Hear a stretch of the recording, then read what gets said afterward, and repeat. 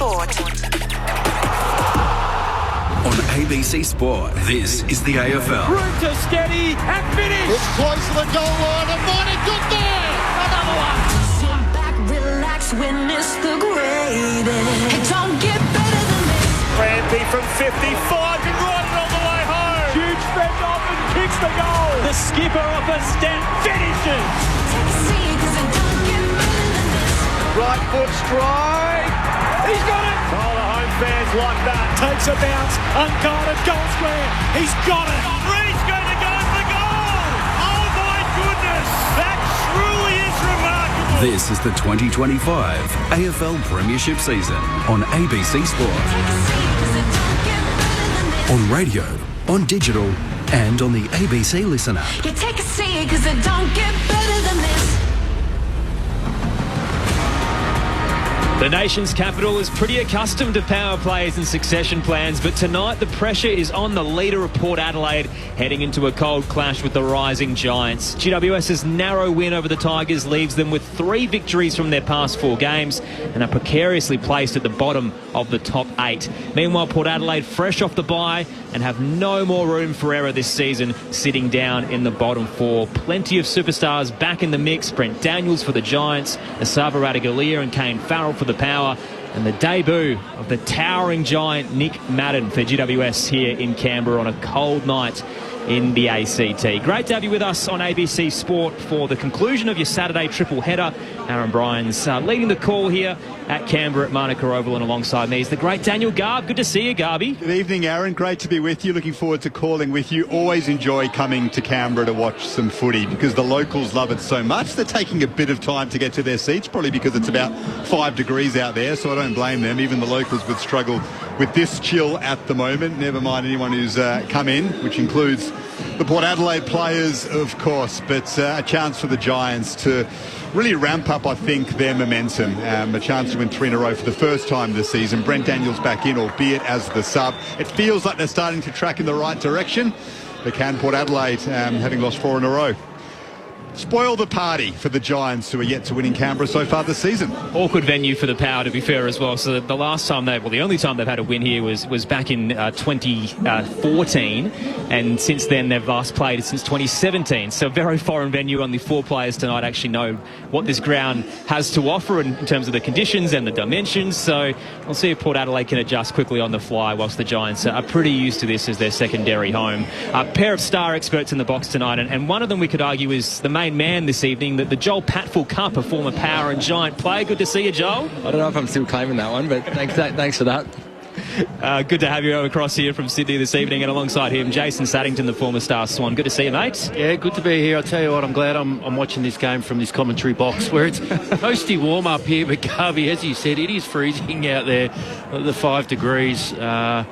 It's a chilly night, but that's what you probably expect from Canberra in winter, that's for sure. It's an awkward one for Port Adelaide, who have been questioned in terms of their effort and their intensity over the last month, and they come to a venue that is very tough conditions if you're playing in the cold without your long sleeves. Do you reckon they're going to turn up, considering they've had so much heat on them over the past month? Yeah, they'll turn up. I mean, they probably had a poor 4 weeks leading up to their bye round, so the bye round's probably a great time to reset. I mean, Kenny Hinkley, when he's under pressure, normally he gets some sort of a return, doesn't he, out of his team. So, I mean, you'd expect Port to definitely turn up off that break, off the bad form, a lot of criticism, coach under fire, all that sort of stuff. Normally you get a Port Adelaide rebound off the back of that. Well, there's no excuses, is there, really? They've got a perfect preparation. They've had the week off. And as I said during the week, they've kind of reset and had a look at their season so far. So if they're ever going to fire a shot, you'd think tonight would be the night. As close to a full squad as they could possibly have as well. So Jason Horne-France is out for another week, but they're not going to see Todd Marshall again this season. So most of their heavy hitters are out there. We'll see what they have to offer in terms of their best football, because the numbers have been pretty diabolical compared to last season. Well, I think the one thing in Port's favour is, I mean, their midfield's still strong. I mean, Butters, Rosie, they've got a strong midfield. And I mean, if you're going to be critical of the Giants over the past month, who they haven't played great footy either, they just got across the line last week against Richmond. Their midfield's been struggling a bit. The contested footy is where they've struggled. So Port probably have an advantage when you look at them on paper and form in terms of the midfield. You're definitely right. It's the one area that the Giants have really been struggling with. Centre clearance last week, they were absolutely smashed. So that Port midfield, like you said, they've got some real talent still going through there. So they'll be confident tonight in that area particularly. We've seen Freo and Adelaide do it to the Giants recently where they choked them in the corridor. They restricted their run-off halfback. There's a blueprint there to beat GWS really, or try and take away their strengths. I wonder if Port will try and do that tonight and come with that defined game plan to frustrate them. Well, I think so, and that's like you said, over the last month or so, teams have been onto that, and the way that the Giants want to move the ball, they want to move quick, they want to move through the centre corridor, and Port would have looked at that, and that, like you said, that is the blueprint. So whether they can do that tonight will go a long way to see whether they can win the game tonight. Where do you actually feel the Giants are placed? They remind me a little bit of Brisbane at the moment, where it feels like we haven't seen their best football. They're still getting the job done, they're still inside the top 8, been a bit of a roller coaster through the campaign, but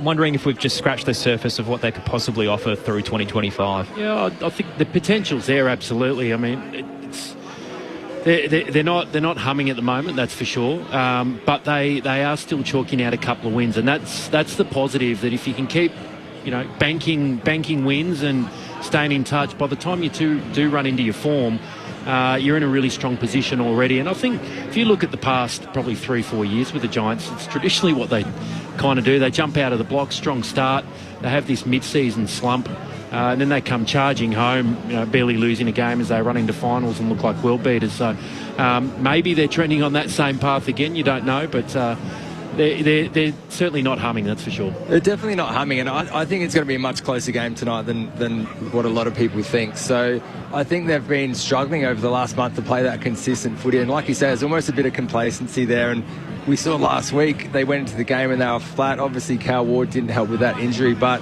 when they were challenged, the team came together and they played with some emotion and they got them over the line. So it's almost like that emotion piece is missing a little bit from the Giants at the moment. Funnily enough, the message from Cal Ward at three-quarter time was, we've been inconsistent all year at playing our role all the time.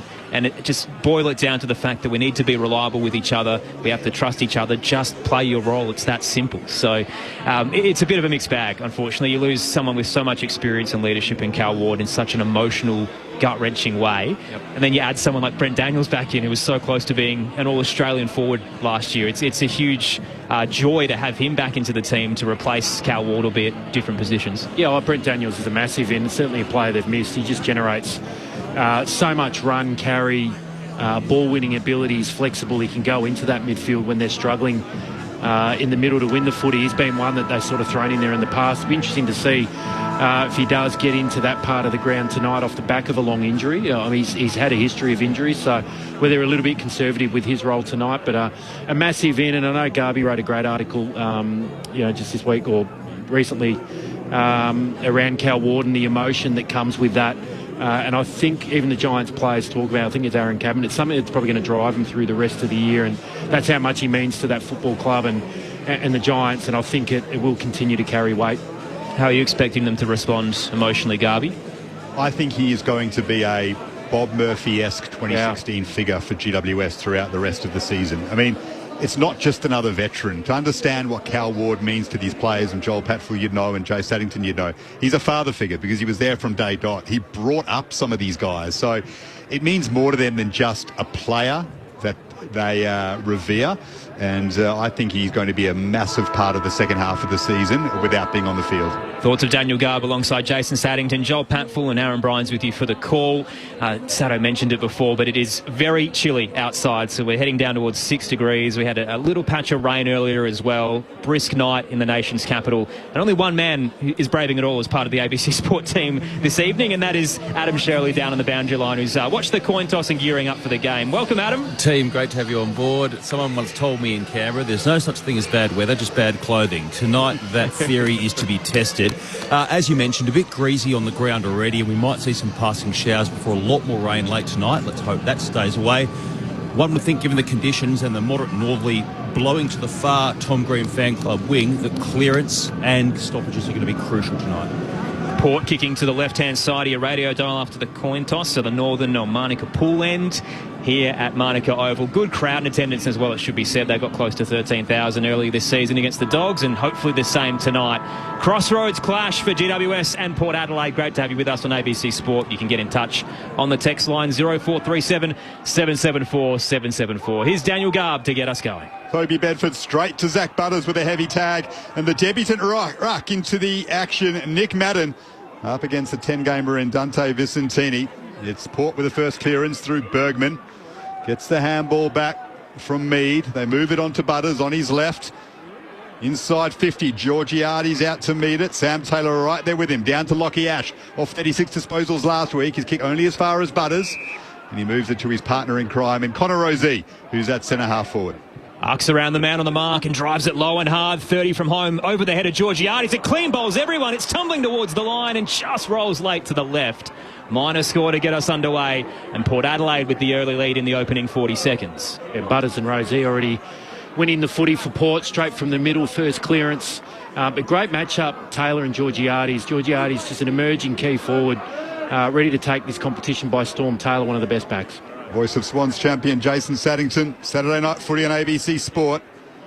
Port with the first score, one behind, as Ash finds Buckley at left half back from the kick-in. Moves it forward 15 to Connor Ryden. Fans starting to gather on the hill on the outer side. Cold night in Canberra. But as per usual, the supporters have turned out in force. As Ryden switches to Buckley, and now asks a lot of Sam Taylor, who's under pressure from Georgiades. Won the contest, Georgiades. Porter won the football back. Mead to Burn-Jones. Rioli all on his own in the pocket. He will mark, balk, and then convert the first of the game. Power 117, Giants yet to score. Willie Rioli, in his 50th game for Port, has the first of the evening in the nation's capital. Well, who was talking about the blueprint? The blueprint going into the game was how to stop the Giants. Port did that perfectly well when the Giants got the ball to half back, and they just held them up defensively, very, very strong and sound. Giants had to switch the ball. It was a long switch, I think, from Buckley or Iden, across to Taylor that just sat up in the air. Easy intercept or turnover for Port Adelaide, and then once they got that, they were out the front. Rioli, he sold plenty of candy there. It was quite calm and composed, but the defensive setup from Port's what caused that turnover. Well, it isn't. It's that fast ball movement when the Giants get locked down and they can't move it quickly. What's their second option? And they don't have one at the moment. So, like we talked about beforehand, Port blocking that corridor to great success. Thoughts of Joel Patfull and Jason Saddington. Saturday night footy on ABC Sport. Port by 7. The hot start. Vicentini tapped it down straight to Butters. And a beautiful little volleyball double paddle deemed a throw. That's a free kick to the Giants. Bedford will take it and bang it straight into the 50. They converge. 20 from home. Hogan knocks it down. Charging through, a quick tackle laid to hold things up on Lockie Whitfield. And we'll get a ball up close to the goal line, inside 50 for the Giants at the southern end. Tapped down by Madden looking for Hogan. Cut off by Bergman. Plenty of heads over the footy. Extracted by Mead. He swung in the tackle from Tom Green. Couldn't get the ball out. Calls for holding the ball. No free kick. Toby Green couldn't gather. Aaliyah can get it back to Zerk Thatcher, and he thumps it out of there, and it lands fortuitously in a teammate's lap. He couldn't take it. Put down by Georgiades far from home. They'll get another crack as Burgoyne takes his time at right half back. Bucks around Callum Brown. Ugly kick up to the wing. Iden out to meet it. Lost his footing though. Rioli's there. Got it back to Powell Pepper. Quick handball to Jackson. Back to Burgoyne. Port have started nicely. They've turned it over now though to Tom Green. In front of his own hill and fan club. Left foot kick inside 50 out to meet it. Hogan. Zerk Thatcher right there with him. Hogan tries to control the ball with the second effort. Zerk Thatcher wins it back. Handball to Radigalia. Well done by Green to oust Burgoyne in the marking contest. Got it to Madden. And now Ash inside 50. High ball. 2-on-1 against Harvey Thomas. And extracting the football nicely was Kane Farrell. Sin goes for a run now straight up the corridor. Spearing pass to Rioli. This is a surge from the power. He'll hand it off to Jackson towards the 50. There's a one-on-one. Georgiades had his back to the ball drop. Taylor read it tremendously well and used his body to take the intercept mark. Port by 7 in the early stages here at Manuka. Taylor goes to Aaliyah. Now a long ball from Kelly down the line. To no one in particular. Frustrations from Cadman. He was nowhere near that. And Aaliyah takes the intercept mark. Kick was very laconic. And Harvey Thomas plucks it for another turnover. Harvey Thomas has the football on the wing. Right in front of both benches. The bright yellow boots plays on his left. Goes inside 50. Cadman with the lead. Excellent intercept mark, though, by Bergman. Just floated across that pack. An in-demand footballer, still yet to re-sign with Port. That was a lovely intervention. Looks for Vicentini now. Madden right there with him. It's a nice grab by Vicentini up against the debutant. Handball to Farrell. Has a bounce. Back in the side after missing 3 weeks. On his left. Looks for Rioli, who pushed Iden under the football. Play on the call. Buckley under pressure. Gets it out to Iden. And now to McMullen, who smartly tapped it over his head for Tom Green. And now Nick Madden, on debut, has marked it for the first time just behind the wing.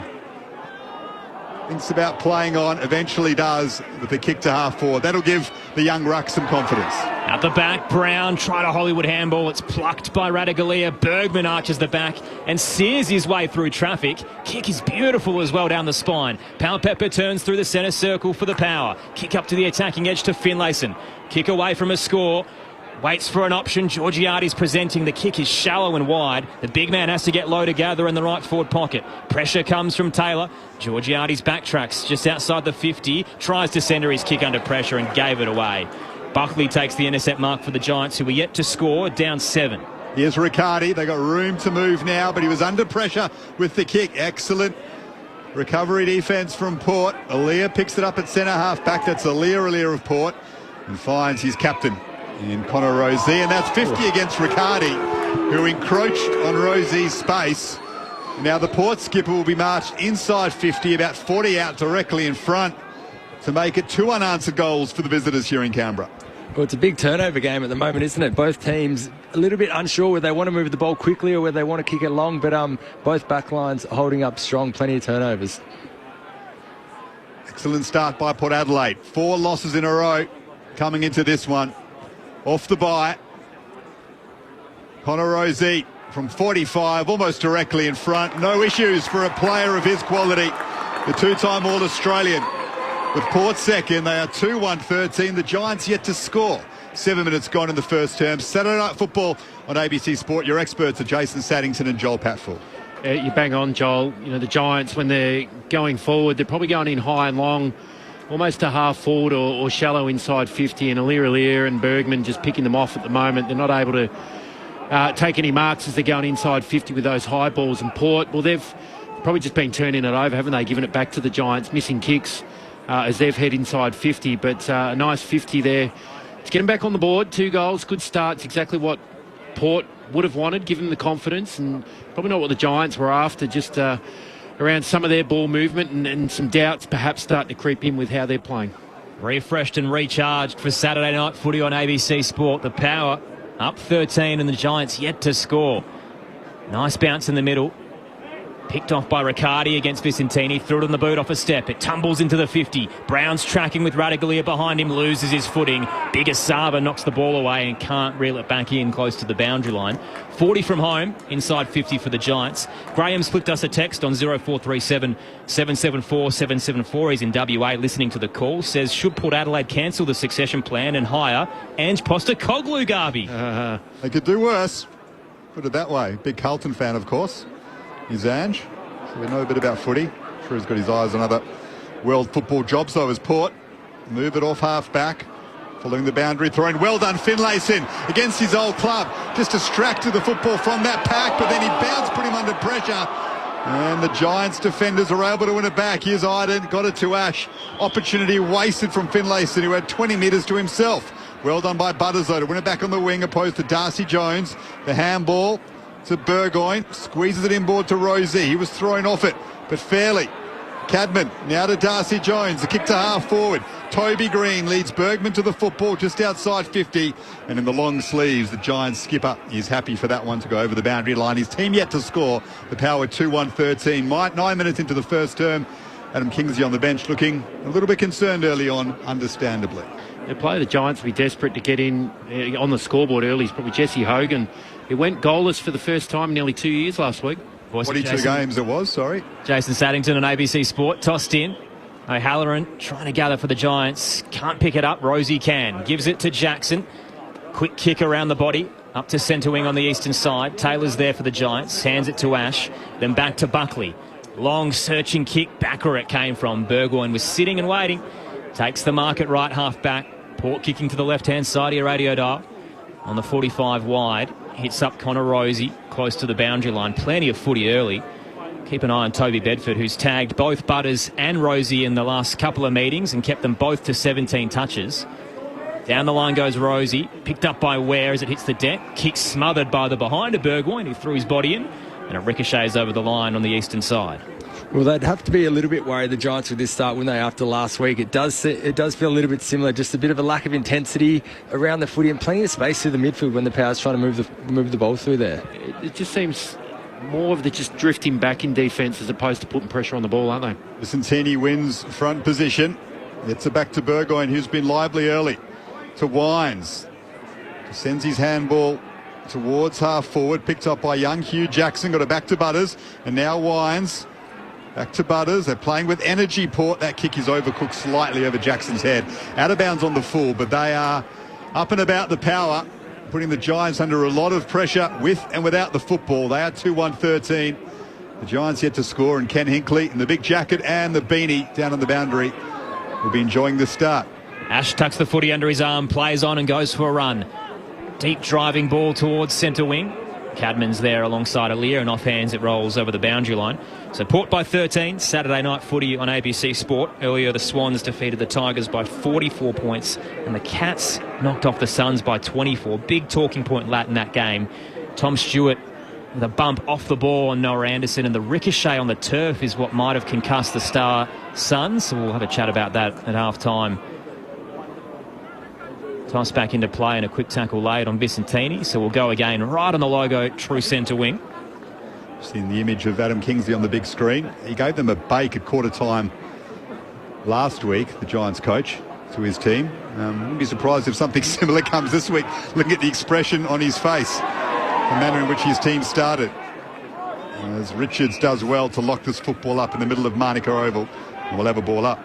When the Giants are at their best, it's not just the tsunami, it's the pressure on the ball, isn't it? Their pressure ratings through the roof, and that's the bit of the game, certainly starting tonight, it's just lacking that pressure on the footy, really hunting Port Adelaide for those turnovers. What win the clearance again? Wines to Burton, who moves through at pace. Well done by Taylor, though, to slap it away from Georgiades and then win it with a second effort to Riccardi. O'Halloran has it at centre-half back. Tries to send it wide, looking for McMullen. Farrell leads into the football, taps it out in front of himself and over the boundary line. And the ball will be thrown in just forward of the wing for the Giants. But that was Taylor with the individual effort to salvage what looked like another moment of lapse for the Giants defensively. Well, they're lucky they got two of the best defenders in the comp back there, because they do allow a lot of inside 50s and give the opposition plenty of looks. So they'll have their hands full tonight as well, those boys. Port by 13. Vicentini wins the tap down to Wines, front and square, wrapped up in a tackle from Bedford, but got the ball away. Mead now darts inboard to the centre square and squeezes the kick around the body to the circle. Richards takes the mark right in the middle of the ground. Straight line delivery into the 50. Finlayson edged under the ball by guess who? Sam Taylor. He's racking up intercept marks early. The best in the league for it. So it's already clearance to 7-2 Port. Like the trend over the past month for the Giants is continuing. Kicks a wide one to Fonte. And on the 45 instep, here's O'Halloran. Has a runner. Releases Iden. Through the broadcast swing, it's a deep entry towards the 50. Radically tracked it well, but launched too early. Out the back, Cadman tries to gather. Bergman's pressuring, they hit the deck. Head over the footy, Hogan so clean, but missed the handball. Bergman left it behind. Cadman gets it out. Jones tried to find Brown, just plucked away. Pocket picked by Drew. Back to Zerk Thatcher, and Aaliyah gets Port Adelaide out of danger. To a one-on-one contest near the boundary line, and Himmelberg just spikes it over. So that was the best passage of play from the Giants, but still no score for them. Port 2-1-13. Giants yet to make any inroads. 14 minutes gone into the first term. It's all their half-backs getting the footy. Buckley, 6 possessions. Ash is up to 6 possessions, as he's been doing all year. And Riccardi doing the bulk of the ruck work up against Radaglia. Radaglia wins it down to Rosie. Boak, the veteran, on the handball, but Whitfield, who hasn't been seen so far, playing further forward than his customary half-back role. He's wrapped up. We'll have a ball up at half-forward for the Giants. We had a ripping game in the midfield against Carlton, Whitfield. They've left him in there. I mean, they're trying to find solutions to their midfield problems. Kick out of the stoppage by Radaglia, bounces straight to Buckley, full stride as he sends it back where it came from towards the 50. Rising Hogan had 2 to beat, brings it to the deck. Jones paddles it to Brown, then gets it back, tight in the pocket. Darcy Jones can't thread the needle, kick smothered. Ricochet central to Whitfield, hands it back under pressure and only finds Bergman. Another rushed exit for the Power as the pressure mounts from the Giants. Buckley held on the drop and Finlayson frustrated with the free kick. It's going back inside 50 for GWS.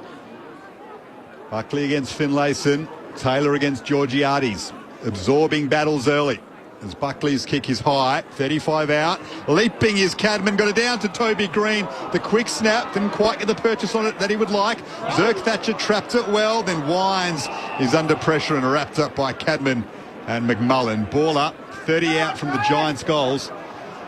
The home team in their home, away from home here in Canberra, still looking for their first score, and they'll get it now. It's a free kick to Riccardi in the ruck contest up against Radaglia. And Riccardi will kick from 30 out directly in front. Well, there we go. The only way they could look like getting a shot on goal through this first 15 minutes for the Giants was a free kick in a ruck infringement. It's just been an easy game for the halfbacks of both teams, hasn't it, Joel? Watch Riccardi come in, have his shot. The 99th goal of his AFL career, Jake Riccardi. And the first for the night of the Giants. It is there. No issues from that range. GWS 1 straight 6. Port 2-1-13. 60 minutes gone in the first term. Saturday night footy on ABC Sport. Joel Patfull. Yeah, you're right. It's been a halfbacks game so far, hasn't it? Turnover footy, and it's when that happens is when both teams aren't changing direction. So the Giants, as you see, they're going long into their forward fifthly. They're not changing that direction and coming back through the middle. So Alia, Radaglia just sitting down the line and waiting for that long kick there, and they continually were rebounding from that back 50, and like you said, the only way they're actually able to generate a score was from a free kick. So they've got to look at different options, how they move that footy going inside 50 and try to isolate Jesse Hogan a bit. He's had a couple of jumps at the footy, but there's been 2, 3, 4 players all jumping at the footy at the moment, so give him a bit of a look. Like you said, he's been a bit down on form, so try and create some opportunities for Jesse up forward. Foreign territory for Jesse Hogan. He went 42 games with at least a goal, and last week Ben Miller, of all people, kept him goalless. Can he respond tonight? Port by 7 in this opening term at Manuka, and the bounce outside the circle, it'll be recalled. 2-1-13 the Power, 1 straight 6 the Giants. Saturday night footy on ABC Sport. Here we go again. Tossed into the air. Madden, the debutant against Vicentini, wins it down for the Giants, but only found Butters. Hands it to Drew. Quick kick towards half forward. Head over the footy from Richards. Shoveled a handball out. Jones there. Brought to ground by Butters in a strong tackle. And we'll get a ball up true centre half forward as Port Adelaide close in on their attacking arm. Madden and Vicentini. Well done by Madden. Got that down to Tom Green. And then he's wrapped up. So we'll have a ball up. Half a metre away from the last one. Centre half forward for the Power. Not the biggest crowd we've seen at Manuka Oval for an AFL game. Perhaps this cool weather, sitting around 5 degrees, has turned a few away. The up and under from Tom Green into the middle of the ground. Alia tracks it in front of Callum Brown, but is well tackled by the Irishman. And then rugby union style, driven about 5 metres back. And we'll have a ball up. Port by 7. Saturday night footy on ABC Sport. Tossed up. Both rucks missed the drop. Butters try to get a handball away. Free kick to the Giants, and they're going to take the advantage. It's ricocheted up to right half forward, and Whitfield has a paddock. Marches into the 50, then centres his kick to the top of the goal square. Thomas nearly got around Burton. Coming across, big tackle laid. And it'll hold things up on the behind line. Josh Sin with a desperate dive ensured that Toby McMullen couldn't get a chance at goal. The Giants in a dangerous spot here, though. After Port Adelaide's hot start, Madden dispatches Vicentini with a big shove. Hands it to Hogan, kick smothered, 20 out. Picked off by Zerk Thatcher, tried to find Rosie, missed his skipper. Thomas now dancing and dodging 20 from home. Gives it back to Whitfield. The snap around the bodies, curling towards goal and through for a minor score. The first blemish of the night for the Giants. 1-1-7. They trail Port Adelaide 2-1-13, approaching time on. Oh, the debutant, Nick Madden. He was a kid from the Giants Academy, country New South Wales. As a 14, 15-year-old, I'm not going to say he was chubby, but he was probably carrying a little bit of extra weight. He's a lump of a man, very skillful, very strong mark of the footy, and he's had a really solid start, winning hit-outs and winning the footy as well. Great stuff, Nick Madden. And a great story. He looked so emotional when he was told of his debut as The ball off the Port kick out goes out of bounds on the outer wing. We'll have a boundary throw in. It just looked like it meant so much to him how hard he's worked. Yeah, absolutely. He had a lot of injuries too. I mean, I think this was his first pre-season since he's about 16, which is probably why he was carrying some weight as a youngster. He's in front of Vicentini now, and then he gets his hands to the football, but Butters sharks it for Port. Got it to Burgoyne. Now Richards. Rosie receives the handball in the middle of Manuka Oval. Has to go back to Richards. He's under pressure. They've sold themselves down the river here, Port. And O'Halloran and Brown wrap up Burgoyne. Ball up, half forward for the Giants, who have now worked their way into this game. They're starting to bring the energy. Madden again uses his strength against Vicentini. There's a free kick off the ball. They'll take the advantage. Tom Green spotted Riccardi, who put it down, but Hogan's bursting by. Volleys it through from the top of the goal square, and Big Jesse's back on the board after a week quite away from his majors. The Giants level the scores, 2-1-13. Time on in the opening term. Saturday night footy on ABC Sport with Jason Saddington and Joel Patfull. You'd be happy with that one, Jesse, to get back on the board. Nice contest there by Riccardi deep, but you're right, Garb, it's the energy around the contest. They're closing the space a bit more, creating secondary ball ups. Their tackling intensity has been noticeably different the last 5 minutes, so just creating those opportunities up forward.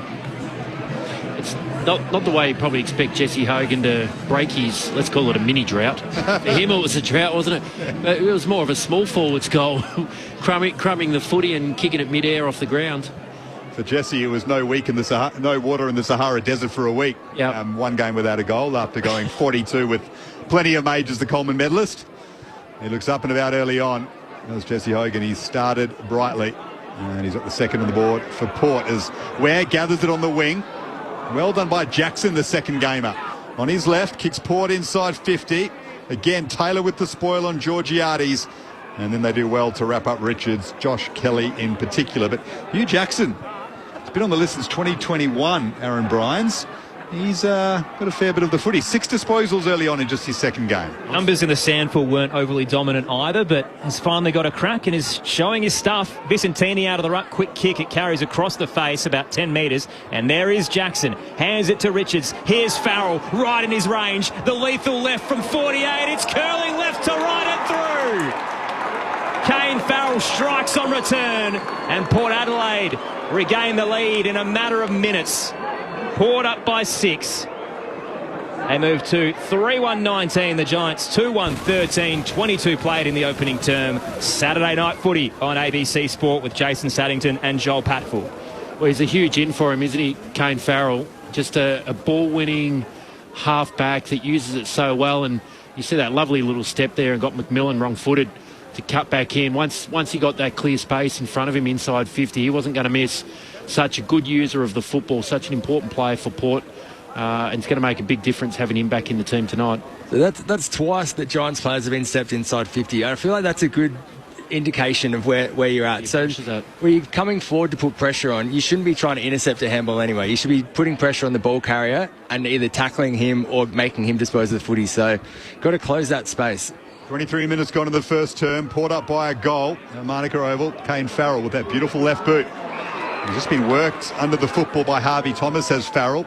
At centre half forward. Thomas with a handball to Josh Kelly. On his rangy left. He goes inside 50 over the head of everyone. But through for a behind. So is the Giants 2-2-14. Port 3-1-19. 23 and a half gone in the first quarter. Saturday night footy on ABC Sport. Cracking contest early. Two sides who've met in finals in the past few years. Now in different trajectories on the ladder. Playing on out of the defensive goal square. Connor Rosie, the skipper, bangs it long towards the broadcast wing. Off hands. Richards thrusts it forward. Here's Burn-Jones. Fresh off his concussion against the Dockers. The bye certainly helped him. And the kick is placed over the top of Palpepper. Was hoping it would get a kind bounce and stay in, but it's the wrong side of the paint. And a boundary throw in to come at left half forward. That's just what's letting Port down at the moment. Their kicks hitting up their forwards, isn't it? We're not seeing any lead-up ball hit them on the chest. They're putting it too far out in front or over their heads, just like that kick there. If they can just get that skill execution right as they start to head forward, Port, it'll make a big difference. Boundary throw-in just outside attacking 54, Port. Well done, Whitfield, to win that contest. Got it to Tom Green. Radaglia comes out to win the loose ball, though, and then pump it high and long into attack. Georgiades got hands to it under pressure from Taylor. Bedford was at the coalface. The clearance from Kelly, though, is not convincing. Gathered by Farrell. He goes laterally and finds Darcy Byrne-Jones. 55 out from his own goal. Goes short to the pocket and finds Georgiades. Full pelt on the lead. Got rid of Taylor for the first time this evening. And he'll kick from 45 metres on slightly worse than a 45-degree angle, Mitch Georgiades. You happy with that one, Sato? Yeah, well, that's what you need. That's what you need. I mean, the Giants haven't been able to do it either, and I think that's why we've been talking about sort of that, the half-backs having the game on their terms a little bit. But that's probably the first hit-up lead we've seen, not just inside 50, but in the front half. It was a lovely kick in. It was good by Farrell too. He was under pressure and he just found an option. It was out wide, but it just gave him a chance to sit back and wait for the lead from Georgiades. He's made the forward line his own this season in the absence of Todd Marshall. Port's leading goal kicker from last year, Mitch Georgiades. This is drawing across the face and punched through for a rush behind. He would have liked to have struck that a little bit better. Port, though, 3-2-20. The Giants 2-2-14. 25 and a half gone in the first term at Manuka. Short exit from Ash. Hits Himmelberg, who then releases the rising defender. Lockie Ash, sweeping handball out toward the broadcast wing. On the bounce. What a burst from Fonte. Clean gathered, but a treacherous hospital handball to Madden. Charging in Butters, forces the ricochet, and it bobbles out to Rosie. Back to Richards in front of the benches. Flares it towards half forward for the power. And picked off by Harry Himmelberg up against Byrne-Jones. Good defensive efforts either end of the ground at the moment. Himmelberg across to Wyden, was at 15. Pepper closes. He did well. Got it back to Harry Himmelberg, and they'll move to the eastern wing.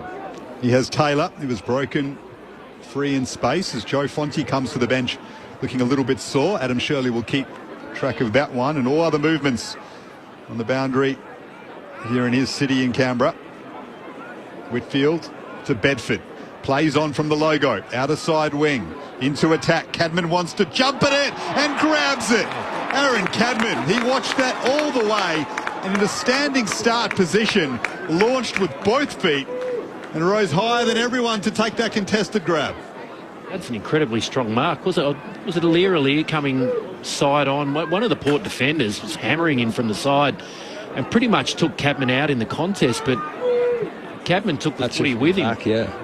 A huge mark. He's been good, Cadman, and really launching himself for the ball. Last week he had some key marks as well, but really attacks it, takes it at the highest point as well, which is great to see. He's starting to clump them regularly. The former #1 draft pick Aaron Cadman, and he's converting as well. He stood up big time in the final term comeback over Richmond last week. And Aaron Cadman has his first for the night, the Giants' third of the evening, 3-2-20 apiece. But he's starting to gather some consistency now, Aaron Cadman. We've seen plenty of big games from him, but he's starting to do it week by week now at the moment, isn't he? Yeah, you're right. And like I said last week, he was launching himself at the footy early, wasn't necessarily getting the result, but you like to see those young forwards really jumping at the pack. And you can't underestimate how good a mark that is. He's got all three key Port defenders around him and plenty of contact as he took the ball. So that's what it was. Zirk Thatcher that came cannoning in from the side, and he just stood strong in it. He went with the momentum, but the Dukes just stuck. 30 goals last season. He's on track to eclipse that. A lot of pressure on a former pick one, but he's starting to build into it. Nice bounce in the middle. Both rucks stay down. Rosie surges through the middle, arches the back, breaks away from Darcy Jones, pulls the trigger from 50 and misses to the left. And a minus score there for the Power. Moves them up to 3-3-21. 1 point lead at the moment here at Manuka Oval. They're the key players for Port, aren't they? Rosie and Butters especially. If they can keep winning the footy in the middle, that's what Port need to win this game. If they're not winning the ball, they're not going to get much of a look. Himmelberg plays on quickly. Has Buckley out in the lead. Buckley gathered it, got it to Thomas. Now they move it forward to Toby Green. Left half forward. Been quiet so far, the Giants skipper. From the long sleeves, plays on. Goes deep into attack. Hogan will leap Zirk Thatcher. In fact, Vicentini was in front of him. And he falls to ground, and McMullen is able to wrap up. Josh Sin down quickly to Adam Shirley on the boundary. Yeah, Dan, you mentioned Joe Fonte. He's been sucking the big ones and doubled over quite a bit on the bench. Just looks like he got a rib tickler and is just trying to get his breath back, but he looks okay for now. Vicentini with the tap. Butters got it to Zirk Thatcher. Clearing kick to left half back for the Power, but the Giants have the numbers. Taylor head over the football, hands it to Aliir, turned into trouble and bowled over the line by Bergman. That was linebacker stuff. And it's going to be called Holding the ball. holding the ball. I'm not even sure if he wrapped him around enough to be deemed a tackle, but they're going to pay it to Bergman. He has it at left half back for the Power, a 1 point lead at the moment. Aaron Bryans and Daniel Garb with you alongside Jason Saddington, Joel Patfull, Adam Shirley downstairs. Bergman chips it to Wines, and another 50-metre penalty as Tom Green oversteps. And the Brownlow medalist wants to go quick. Yeah, I think Tom Green, before he was hoping to step away back off the mark before the umpire calls hold. But obviously the umpire called it before Tom moved. Ollie Wines at the attacking edge now. The Giants have flooded back. He'll seek the left forward pocket. Rising Riccardi from behind, knocked it down. Front square. Rioli lurking dangerously. He's got 2. Port Adelaide up by 7. 4-3-27 to the Giants. 3-2-20. We're closing in on quarter time here in Canberra. Saturday night footy on ABC Sport with former 100-game Swan Jason Saddington and former Power and Giant player Joel Patfull. I'm not sure if I can claim the Power one, but I like that you keep going with it.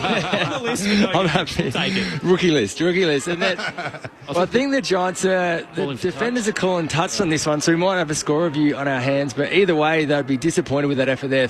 It was kicked to 3 Giants defenders, really, who spoiled it straight down to Willie Rioli. So we'll wait and see a score review. It doesn't look like they're I wonder setting if up. Pepper almost fell into the shot there and nearly touched it. He was right around the vicinity. You're right. I couldn't quite see who just rolled off Rioli, but they left him free at the front of the contest. There was almost 3 Giants players competed against each other. Here's a good angle, and that was crystal clear. The umpire told Lockie Ash, go and get the football, you're taking your kick in. So they will break away from the middle of the grounds and get set for the Giants to bring this back in. Willie Rioli's second goal of the night is scrubbed off. And the Power revert to 3-4-22. The Giants 3-2-20. It was a beautiful behind, though, wasn't it? Textbook crumb and snap. That's the 2018 West Coast Premiership player at his very best, Willie Rioli. But Riccardi did well to get a fingertip or two to that football. They sent it up to the wing. Here is Riccardi with a big lead. Gathered by his opponent, though, in Radaglia, who stayed down off that contest. Off hands, Tom Green gathers it at centre half back, got it to O'Halloran, spiralling ball to half forward. Well done, Toby Green. Ran back into that pack with a lot of courage, but he's hurt in the process. He got hit really badly there, Green, and he is in a lot of pain. Now there's a free kick going the way of Zach Butters, but Toby Green is still not on his feet. He's slowly starting to get up now. Hooked glute. Yeah, they'll have to stop play here because Toby Green's just 5 metres away from Zach Butters. The trainer now attending to him. He'll be okay. He's tough, as we know, and that is just a knock. But it's one that is hard to run off in 5 degrees of Canberra weather. I don't like to make fun of injuries in the AFL, but if you get the still of Toby Green clutching his ass and in tremendous pain, it's not a great look. Port Adelaide thump it forward, a hit and hope towards the arc, and it's cut off by Taylor. So the Giants have the footy, and poor Toby Green licking his wounds off a terrible knee there. Out to the left back pocket, Harry Himmelberg has it. The Power by 2, closing in on quarter time. Himmelberg, a monster kick. He's given that everything up to centre wing on the eastern side. Alir with the fist from behind. Knocks it over the boundary line. Shout out to Fran on the text line in Melbourne, who has no idea who's going to win this one, but says either song will be good. And I'd love Jesse Hogan to kick a bag. He's got 1 already. See if he can build into this one. And Jeff in Queensland, not happy about the questioning over Tom Stewart's bump on Noah Anderson. Says, no lifted elbow, nothing head high. Don't turn the greatest game in the world to a game of touch. Can't say I disagree. Don't think he has a case to answer, Tom Stewart, but it is a rather interesting one as Vicentini kicks to half forward. Well done, Taylor, again on Georgiades. And that is the first term from Monaco Oval. It's Port who have come here and started ever so well. They led by 13 at one stage. They are 3-4-22. The Giants got back into it the longer that quarter went on. They are 3-2-20. 2-point lead to the visitors. And your goal kickers, Rioli, Farrell and Rosie for Port, and it's Cadman, Hogan and Riccardi on the board for the Giants. So an early response that Port Adelaide are notorious for with their backs against the wall, but can they keep it up across a cold evening in Canberra? 2-point lead at the first change. Great to have you with us for Saturday Night Footy on ABC Sport. Ben Cameron and Corbin Middlemash from ABC Sport here. Alongside Paul Roos, Brett Delidio and Poppy Penny, we bring you all the latest AFL news from both on and off the field on the ABC AFL Daily podcast. You can hear it all on the ABC Listen app. Up to steady and pull the trigger! Get ABC AFL Daily Podcast. It's your daily footy conversation. Find it on the ABC Listen app. This is the 2025 AFL Premiership season on ABC Sport. Won the contest, Georgiades. Porter won the football back. Mead to Burn-Jones. Rioli all on his own in the pocket. He will mark, balk, and then convert the first of the game. Aaliyah picks it up at centre half back. That's Aaliyah of Port. And finds his captain in Connor Rozee. And that's 50 against Riccardi, who encroach on Rosee's space. Now the Port skipper will be marched inside 50, about 40 out directly in front. Connor Rozee from 45, almost directly in front. No issues for a player of his quality. The two-time All-Australian. The Port second, they are 2-1-13. The Giants yet to score. The 99th goal of his AFL career, Jake Riccardi. And the first for the night of the Giants. It is there. No issues from that range. Haddon again uses his strength against Vicentini. There's a free kick off the ball. They'll take the advantage. Tom Green spotted Riccardi, who put it down, but Hogan's bursting by. Volleys it through from the top of the goal square. The Giants level the scores. Vicentini out of the ruck, quick kick. It carries across the face about 10 metres. And there is Jackson. Hands it to Richards. Here's Farrell, right in his range. The lethal left from 48. It's curling left to right and through. Kane Farrell strikes on return, and Port Adelaide regain the lead in a matter of minutes. The former number one draft pick, Aaron Cadman, and he's converting as well. He stood up big time in the final term comeback over Richmond last week. And Aaron Cadman has his first for the night, the Giants' third of the evening. This is ABC Sports coverage of the AFL. On your radio. ABC Sport Digital. And on the ABC Listen app. The Stars are back for the power in the nation's capital tonight, and they're firing early. Port Adelaide up by 2 against an inconsistent Giants side in 2025. 3-4-22 plays 3-2-22. Been a big night so far here at Manuka, and a good crowd attendance as well, and a very brisk evening in Canberra. Great to have you with us for Saturday night footy on ABC Sport. The text line, if you do want to get in touch, 0437 774 774. Aaron Bryans and Daniel Garb calling the action, and to break down the opening term, Jason Saddington and Joel Patfull with you on ABC Sport.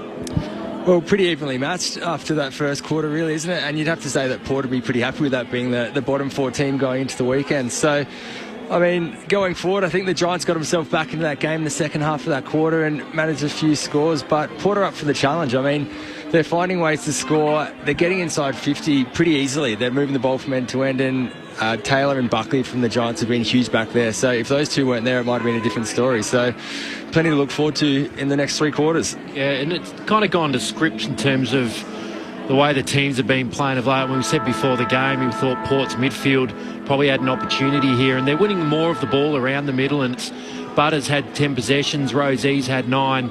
More of the midfield footy, whereas the Giants probably winning more of their ball off half back through Buckley, who's had 9, Ash, who's had 9, and just probably haven't used the ball great. Both teams going inside 50, have they? I think the Giants have just been a little bit too high and long, which has allowed Aaliyah and Bergman and Zerk Thatcher to just sort of intercept and cut it off and get some exits, whereas when Port have gone forward, they just probably haven't hit their targets well enough and just turned the ball over and given it back to the Giants. But it's kind of gone to script. No one's got an advantage. They've both hung in there, and I think you're probably right, Joel, with your opening line there, that Port are probably the happiest, considering the bottom 4 team coming to Canberra, not expected to probably win the game of football. I mean, you always expect to go out and play well and win as a team, but you know, most people expect the Giants to win this, so you'd have to say Port probably take the point through that first quarter. Interesting matchup between these two sides who haven't had a great season when it comes to contested possession, and tonight they're pretty much a stalemate in that sense. But clearances were a problem last week for the Giants against the Tigers, and maintained a problem. Port Adelaide are on top of them, aren't they? Well, it's that centre clearance as well. It's 3 to 4, but it's noticeable that the Port are getting more out of those clearances as well. They're moving the ball through the front of the stoppage and penetrating inside 50. So it has been a concern over the last month, and you're right, it's trending through this game as well. So definitely something they'll be looking at. You're right. It's the clearances Port get They're running, breaking forward out through the stoppage. It's clean ball, not a heap of pressure. The clearances the Giants gets, often it's a Tom Green quick kick. Yep. They're very different clearances. And the two prime movers are going well for Port. They're at least in the game. Butters 10 disposals, Rosie 9 in the first term, Burgoyne with 8, Jackson as well with 8 in just his second game. Buckley has 9 for the Giants, and Lockie Ash off 36 last week, 9 disposals as well. To go with Tom Green in his hometown of Canberra, he has 9 touches and starting the second term on the bench. Big story late in the opening quarter. Toby Green copped a knee right to the buttocks. Downstairs to Adam Shirley to see how he's feeling. Yeah, the hotspot is right on that hip pointer around the buttock area. He was pointing at it to the physios, and they've been working overtime, starting in the centre square. Good to see him back out there. The skipper for the Giants. Port Adelaide by 2. Bounce in the middle. Madden committed early and edged Vicentini out of the drop. Bergman pounces and he's wrapped up by Toby Green. Ball up. True centre here at Canberra. Madden down, sharked by Drew. Hands it to Rosie. They get the clearance. It's an up and under towards half forward. And rising Buckley floats in front of Butters to take the intercept mark. Has a runner. And Ash shoots a handball forward. They put themselves under a bit of pressure, but this chain will work out. Aaliyah to Whitfield. Sweeps it up to left half forward to McMullen. Whitfield's put down after the footy by Farrell. And will be a downfield free kick going the way of the Giants. See anything in that one, Garby? I'd floated a little bit forward, but Whitfield had copped it from Farrell. I was watching McMullen changing from the long sleeves to the short sleeves. We'll have a squiz on the replay, but meanwhile McMullen looks to move it inside 50. It's a high ball. It'll drop 40 out. Floating across Sin, couldn't reel it in. Front and square, Bergman caught by a couple. Ripped away by Wines, and Rosie can get it out of there. Buckley and Finlayson. That's a free kick to Jack Buckley, who got the better of Finlayson early on. Yep, definitely on top. His 11th possession coming up. He cops a stray boot to his knee, so he's a little bit sore, but he's been outstanding in the early stages of this game, Jack Buckley, as has Sam Taylor. Giants midfield, though, is under pressure, asking a lot of their twin towers down back. There's a free kick going the way of Port now, so they are whistle happy. The umpires early on. It's Aaliyah who wins it, and he goes short. Zach Butters, barely the 15, but the Port superstar has it at right half back. Calls for options and eventually bangs it down the wing. The Giants have the numbers, and Leclerc opts for the double fist. It works as he knocks it in the direction of Kelly. Hands it back to Leclerc. He cops another late bump from Farrell that's kept him down, Leclerc. So Farrell with 2 incidents in a matter of moments. And Leclerc's in all sorts here down behind play. The kick towards the 50 picked off by Port Adelaide, and they look to rebound through the centre square. Aaliyah's got 3 trainers to get him up here. Meanwhile, Port Adelaide in the corridor. He sent it straight back to the Giants. So Halloran hands it off towards Bedford. Sliding tackle from Butters. And it's too high.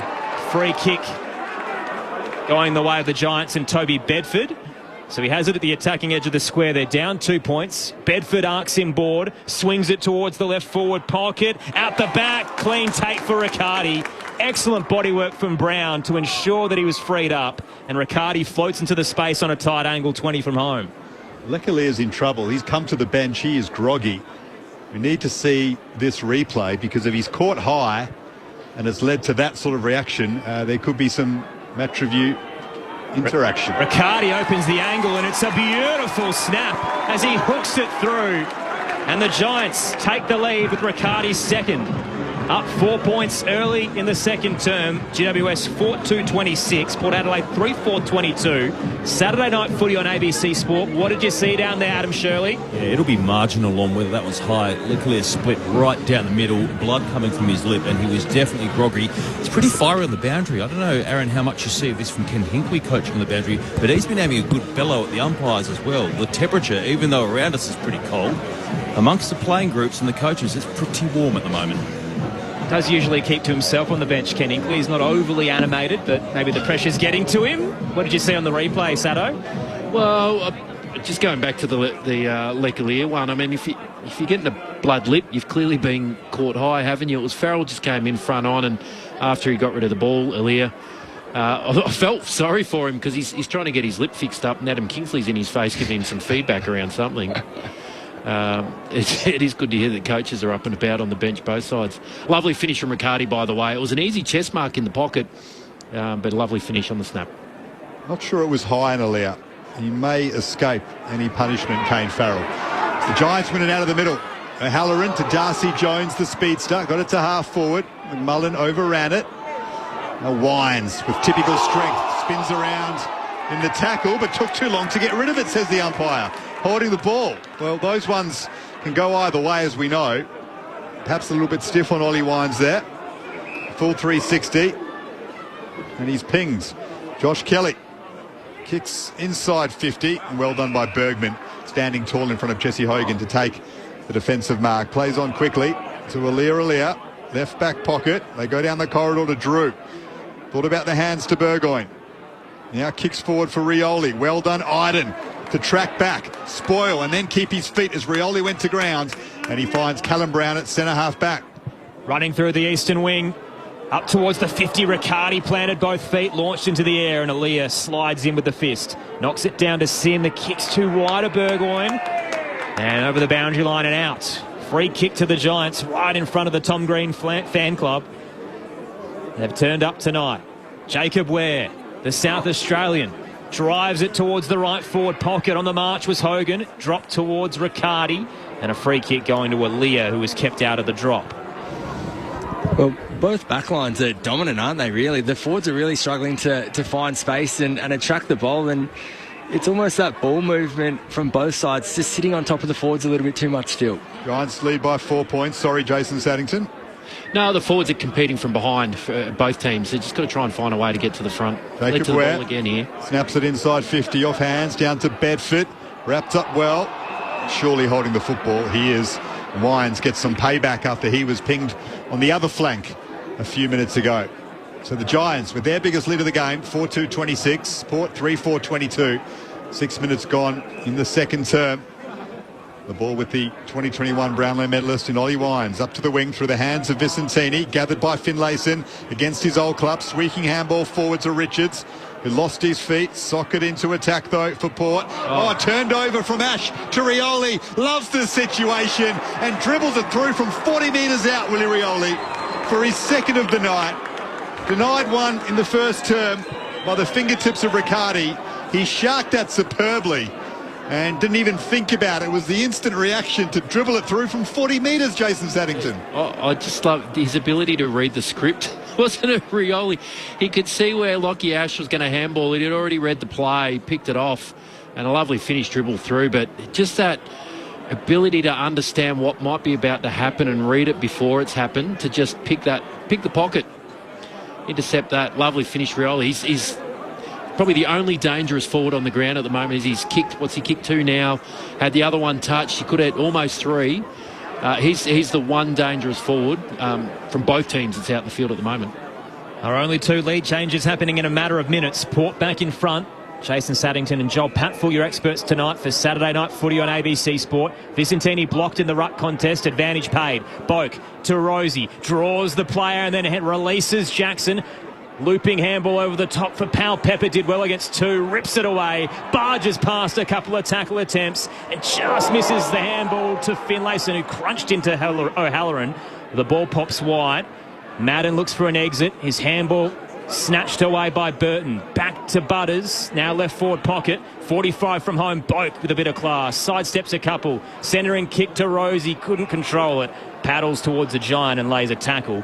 Ball up to come. 35 out. Left forward pocket. Port by 2. A lot of possession through that play, but probably no clean possession from anyone, was there? It was always under pressure. Quickly flicking the ball out. Nothing coming off. Plenty of missed tackles as well in there, wasn't there? Particularly from the Giants, just letting them slip through, which is allowing Port to get back at the footy and feed that handball out as well. They're just not hurting them off the back of it, are they, Port? They're just turning the ball over and not hitting the handball. Powell Pepper should have had a shot almost, but he tried to dish off a really difficult handball. 8.5 minutes gone in the second term. Saturday Night Footy on ABC Sport. Port by 2 points as Josh Kelly snaps the Giants out of defensive 50. We'll have a boundary thrown. In fact, that's insufficient intent against Kelly. So, Port, through the veteran in Boak, in game 378. We'll pump this back into attack. Coming out to mid it is Taylor. Read it well. Punched it away from that contest. Here's Rioli. Ready with 2 goals to his name. He's taken over the boundary line by Jacob Ware. There's so much else that goes on with Willie Rioli. I sometimes think we forget how good of a footballer he is. It's almost like that doesn't get discussed enough because he's been in the news for all the wrong reasons so often over the last few years. Nice to see him out there playing his best footy. That's the main thing, the Premiership Eagle. Port by 2. Tossed into play just inside their 50.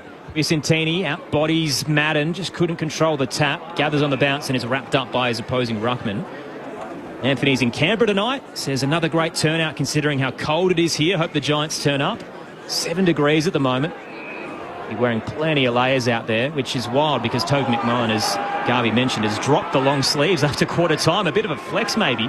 Free kick in the ruck contest. Holding free kick to Dante Vicentini, who took the mouthguard out, thought about the set shot, fooled everybody. Hands it to Burton for a long-range bomb that misses to the left-hand side.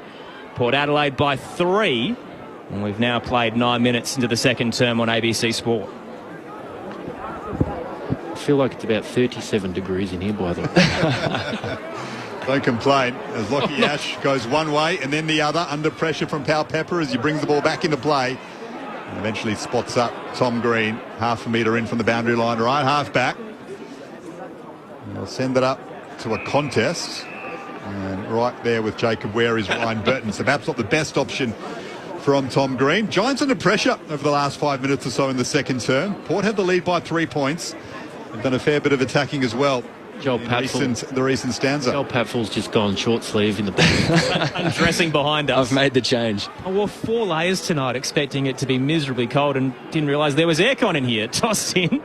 Off hands Drew. A handball back to Butters. Starts his way around Fonte, but can't get past Madden. Drops the footy, holding the ball. Free kick to the Giants, and again they'll take the advantage. Here comes the tsunami. Tom Green to Riccardi, who marks on 50. Turns, low dart into the pocket. Floating across. Big reach from Zerk Thatcher to stick an arm in and cut it off. Handball to Alir, put him under pressure. Ware brings him to ground without the footy. Thomas gathers, spun in the washing machine by Drew. And over the boundary line, it'll be tossed in 35 out. Inside 50 now for the Giants, though, who trail by 3. Well done, Zerk Thatcher. Just got an arm in there. Toby Green was ready to take that out in the chest. Just got a hand on it to just intercept that spoil before it got to Green's chest. 11 and a half gone, second term from the nation's capital. Madden straight down to Willem Drew. So the Power clear their defensive arc. Sets up nicely, though, for Himmelberg. The handball to smoking Joe Fonte with pace. Gets moving, kicks it into attack. Radaglia does well, though. After being outmarked by Cadman in the first term, wins that contest. A short to Rosie, possession number 13. Coming up for the Port skipper.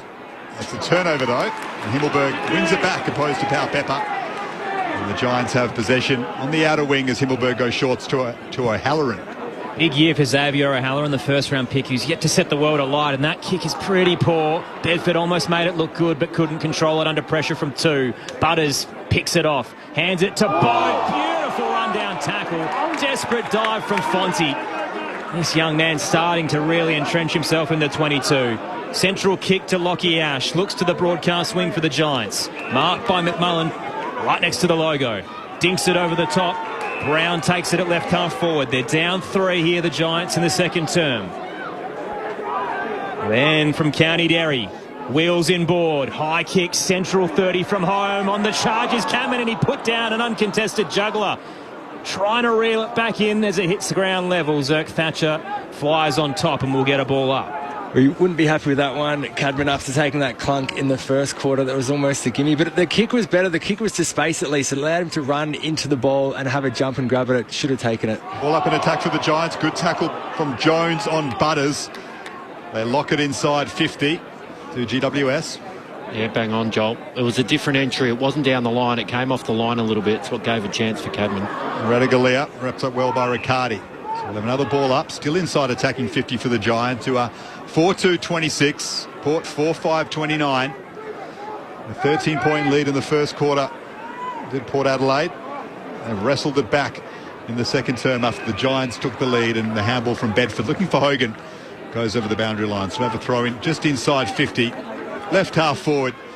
Nice crowd here in Canberra. Plenty parked out on the hill. Well covered, of course. It is cold, to say the least, but they love their footy, and they love it when the Giants come to town. Port Adelaide are giving them a show, though. Here's Aaron Bryans, ABC Sport, on Saturday night. Tossed in Giants 50. Radaglia doing the ruck work. Beats Riccardi, but dropped the footy. Picked up by Riccardi, hands it to McMullen, around the body, hit and hope, and it lands fortuitously in the lap of Harvey Thomas. Straight in front, 25 from home. Big contested grab. Well, yeah, he's taken a couple, Harvey Thomas.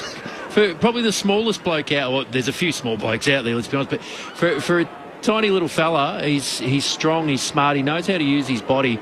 He's taken, I think, a couple of contested marks. That was a very good one on Kane Farrell. Goalless in his last 3. He and Darcy Jones need to fire to start lifting the Giants' scoreline.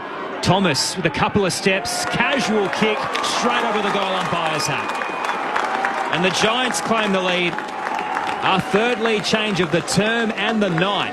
GWS 5-2-32, Port Adelaide 4-5-29. 14 played in the second quarter. Saturday night footy on ABC Sport with 100-game Swan Jason Saddington and two-time best and fairest winner at the Lions, Joel Patton.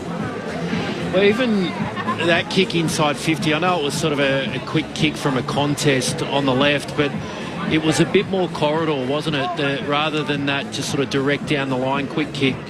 But again, like the one that Cadman probably should have taken a couple of minutes earlier, it just gave their forwards a different opportunity to protect the drop zone and where there was a little bit of space in front of them, as opposed to all night where they'd been more down the line and Radaglia and some of those players, Alir just keep intercepting. Toby Green's come to the bench, Adam Shirley. Looked to be struggling a little bit with that knock at the end of the first term. He was gesturing to the Giants trainers. Like he was saying something along the lines of, I can't run. So that's a concern. Riccardi wins the clearance, pumps it into attack. Whitfield's there, taps it only as far as Wines, and now Drew under pressure. Fonte tried to win it back. Knocked it to Boak though. And now Farrell. His long effort towards half forward. It's a contest between Himmelberg and Powell Pepper. Himmelberg won out though, for the better of Powell Pepper at the moment. The height advantage. And he's beating him in the contest as well. They're well and truly on top. I was just about to say, Buckley. Himmelberg's been good since he's gone down back. He started on the wing and he's been playing a little bit higher the last few weeks, but he's always looks a bit safer down back and providing some good contests and run. Whitfield down the line on the eastern side. Players converge, throw a blanket over them as it hits the deck. Burton wins out, hands it to Farrell, who might be under a bit of strife for a bump on Leckalia. Handball chain, Jackson got it out wide and picked off by the Giants. Fonte under pressure, couldn't control it. Powell Pepper now links up with Rosie. Central handball's a treacherous one. Alir had to come out of defensive 50, committed to gathering the footy and couldn't. Jones knocks it forward. Radaglia picks it up. Jones keeps fighting with the tackle. Ball rolls to the boundary line and Powell Pepper will see it over. 25 out. Downstairs to Adam Shirley. Like is Toby Green, and he's just got the arms out to try and get the physios on him as quickly as possible. He's not overly in pain, but it's an inconvenience of trying to get that hip moving. It's clearly holding him back a bit, even though he gets up to a decent pace when he's on a lead. It's a change of directions, which is a tough thing for him. Just 3 disposals for Toby Green. Ball sits up nicely for Riccardi, right forward pocket for the Giants. Bedford and now Hogan with the snap towards Alir and Cadman. And the key position players sit over the boundary line for the Giants, who have a lead of 3 points. 4 points, in fact. 5-3-33. Port 4-5-29. We've gone 17 and a half minutes in the second term. Saturday night footy on ABC Sport. Rosie to bring it back in and almost frustrated throws his hands in the air. No one really to go to. A long ball towards the broadcast wing in the end. Himmelberg kept Richards away from the footy. Picked up by Brown. Hands it off to Ware, hooking it around the body up towards the attacking arc. Farrell's out to meet it with the sliding mark. Adam, any sign of Leckalia? How's he looking downstairs? I was going to say, that's the other worry for the Giants. They're holding off on that substitute if there is any activity there, because he's still in the protocols, presumably, being tested to see if he's able to come back on, not back up from the rooms yet. Central kick across defensive 50. Farrell to Alir, played on, kick smothered. Cadman closed him, ricochets back. Picked up by Fonte, who's swung a full 720 nearly. Will get a ball up this time. He gets some relief. 45 out from the Giants' goal, but great pressure there to force the turnover. Port Adelaide a little bit too casual. Tossed up. Riccardi wins it down. Drew gathers for the power. Hands it back to Farrell. Good vision wide. And the mark taken by Jackson at left half back. Jackson on his left. Goes short to Willem Drew. Into the corridor now. Dangerous kick just over the head of Thomas. Well done, Richards, to gather it, but then almost turns it over to McMullen. Port winner back. Radaglia is to bend down and gets around Cadman. Finds Alia and wide to Bergman. So that was some composed defence by Port, who trailed by 4 points. 19 minutes gone in the second term here at Manuka Oval. The Giants set up nicely. So Bergman switches it to Farrell. Now Zirk Thatcher at left half back. Short to Ryan Burton. It's his 6th game of the season. And he finds Boak. Marks out in front of Fonte. We'll want to play on quickly now. Been very measured in this attack of Port. Well done by Finlayson. Got away from Buckley for what feels like the first time tonight, and then spots up Wines in the left forward pocket.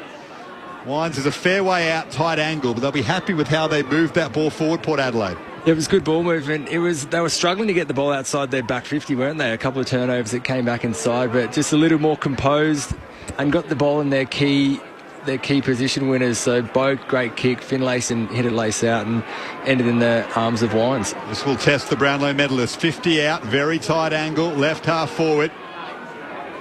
Looks like he's got a fair bit of it, but he's missed absolutely everything. Looking for that extra distance, he has hooked it to the left, out of bounds on the full. So the Giants' lead of 4 points remains. 20 minutes gone in the second term. Short kick in. Ash to Whitfield. Continue to rack up possessions. That dynamic duo. And now a chip kick to Wyden. Seeks Ash across defensive 50. Very short and sharp at the moment, and Ash finally pulls the trigger and gives it away. Straight to Radagalia on the broadcast wing logo.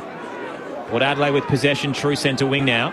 Currently down 4 points in this second term. Called to play on. Radagalia looks central. 45 kick to Finlayson. So this season, Ken Hinkley switched the game plan up. It's been very handball happy, and it hasn't worked. Tonight they're kicking and hitting their targets just like that. Finlayson waited and floating across. Hugh Jackson takes it 40 from home. Slide angle to the left. Well, they've found a way through the last couple of minutes. Twice they've gone inside 50. Patient ball movement. Just waiting, not rushing, waiting for the free player. A couple of really good kicks just to take it off the line and hit the lead-ups.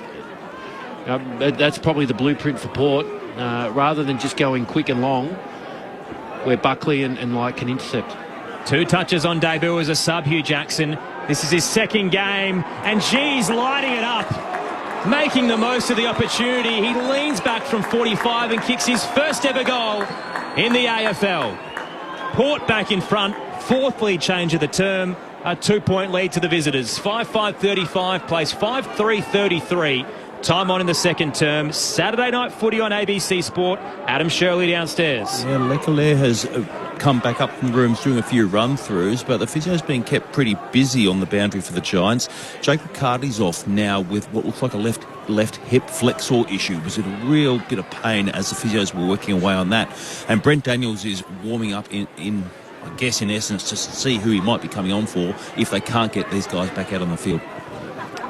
Well, there's plenty of options for him down there. Brent Daniels, who he comes on for. I think the Toby Green's been sore as well the last few weeks, so he might be one to put his hand up if that hip gets any worse. But great ball movement from Port, like we said. Took a bit more time, like the entry before. Lowered the eyes. It's not that long kick down the line, and they're not giving Taylor and Buckley the opportunity to cut it off. What about the Hugh Jackson story? Pick 35 in the 2021 draft, playing just his second game.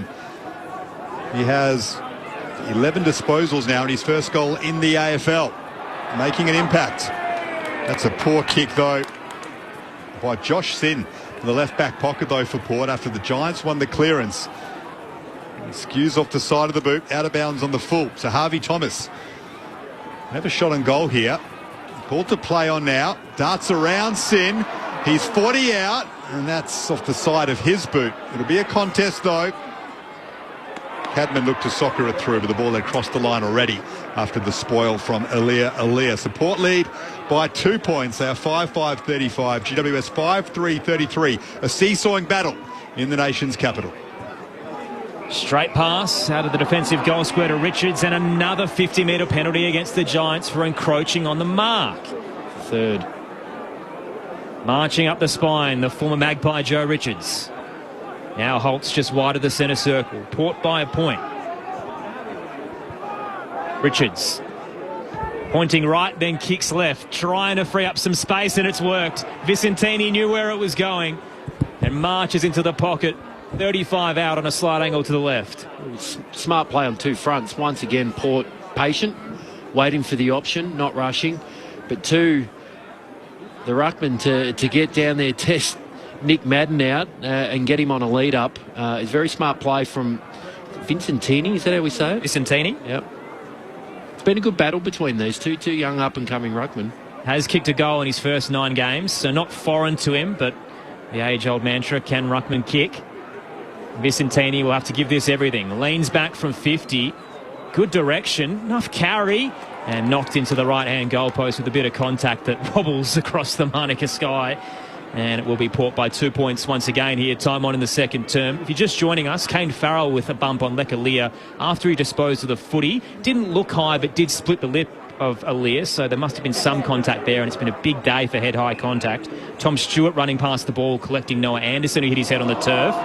So plenty to talk about at half-time. Meanwhile, the Giants, trying to exit defensive 50, have turned it over. Ash to Georgiades, back in. Finlayson fumbles, the Giants get it back. Fonzie emerges from defensive 50 under pressure, manages to keep the ball in play, but straight to Kane Farrell. It's the 1-2 from Ollie Ryans, and has space. Farrell on his left to try and chisel that towards Powell Pepper. Buckley cuts across and knocks it over the boundary line. A second turnover from Lockie Ash. Unlike him, having a great season on all-Australian pace, but he's been caught out a couple of times as we have the boundary throw in right forward pocket for Port. Well, he does have a few occasions where he can turn the ball over. He likes to go for that hard kick, and sometimes coming off half back, it's not always on. Port lead by 2 points. They're doing the attacking now. Madden on debut, got it down to Tom Green. Did well with strength there. Green to get it away from defensive 50. There's a free kick going the way of Riccardi. The umpire pointed the other way for a moment, so everyone just hesitated, but it is a free kick to Riccardi, left half back. Port have the game on their terms at the moment. They've slowed it down. It's frustrating the Giants a little bit. Riccardi's kick is inch perfect though. He finds the diminutive Darcy Jones in that helmet, the kid in the lid, who marks on the wing in front of Connor Rosier and Willem Drew, who are waiting to come on for Port.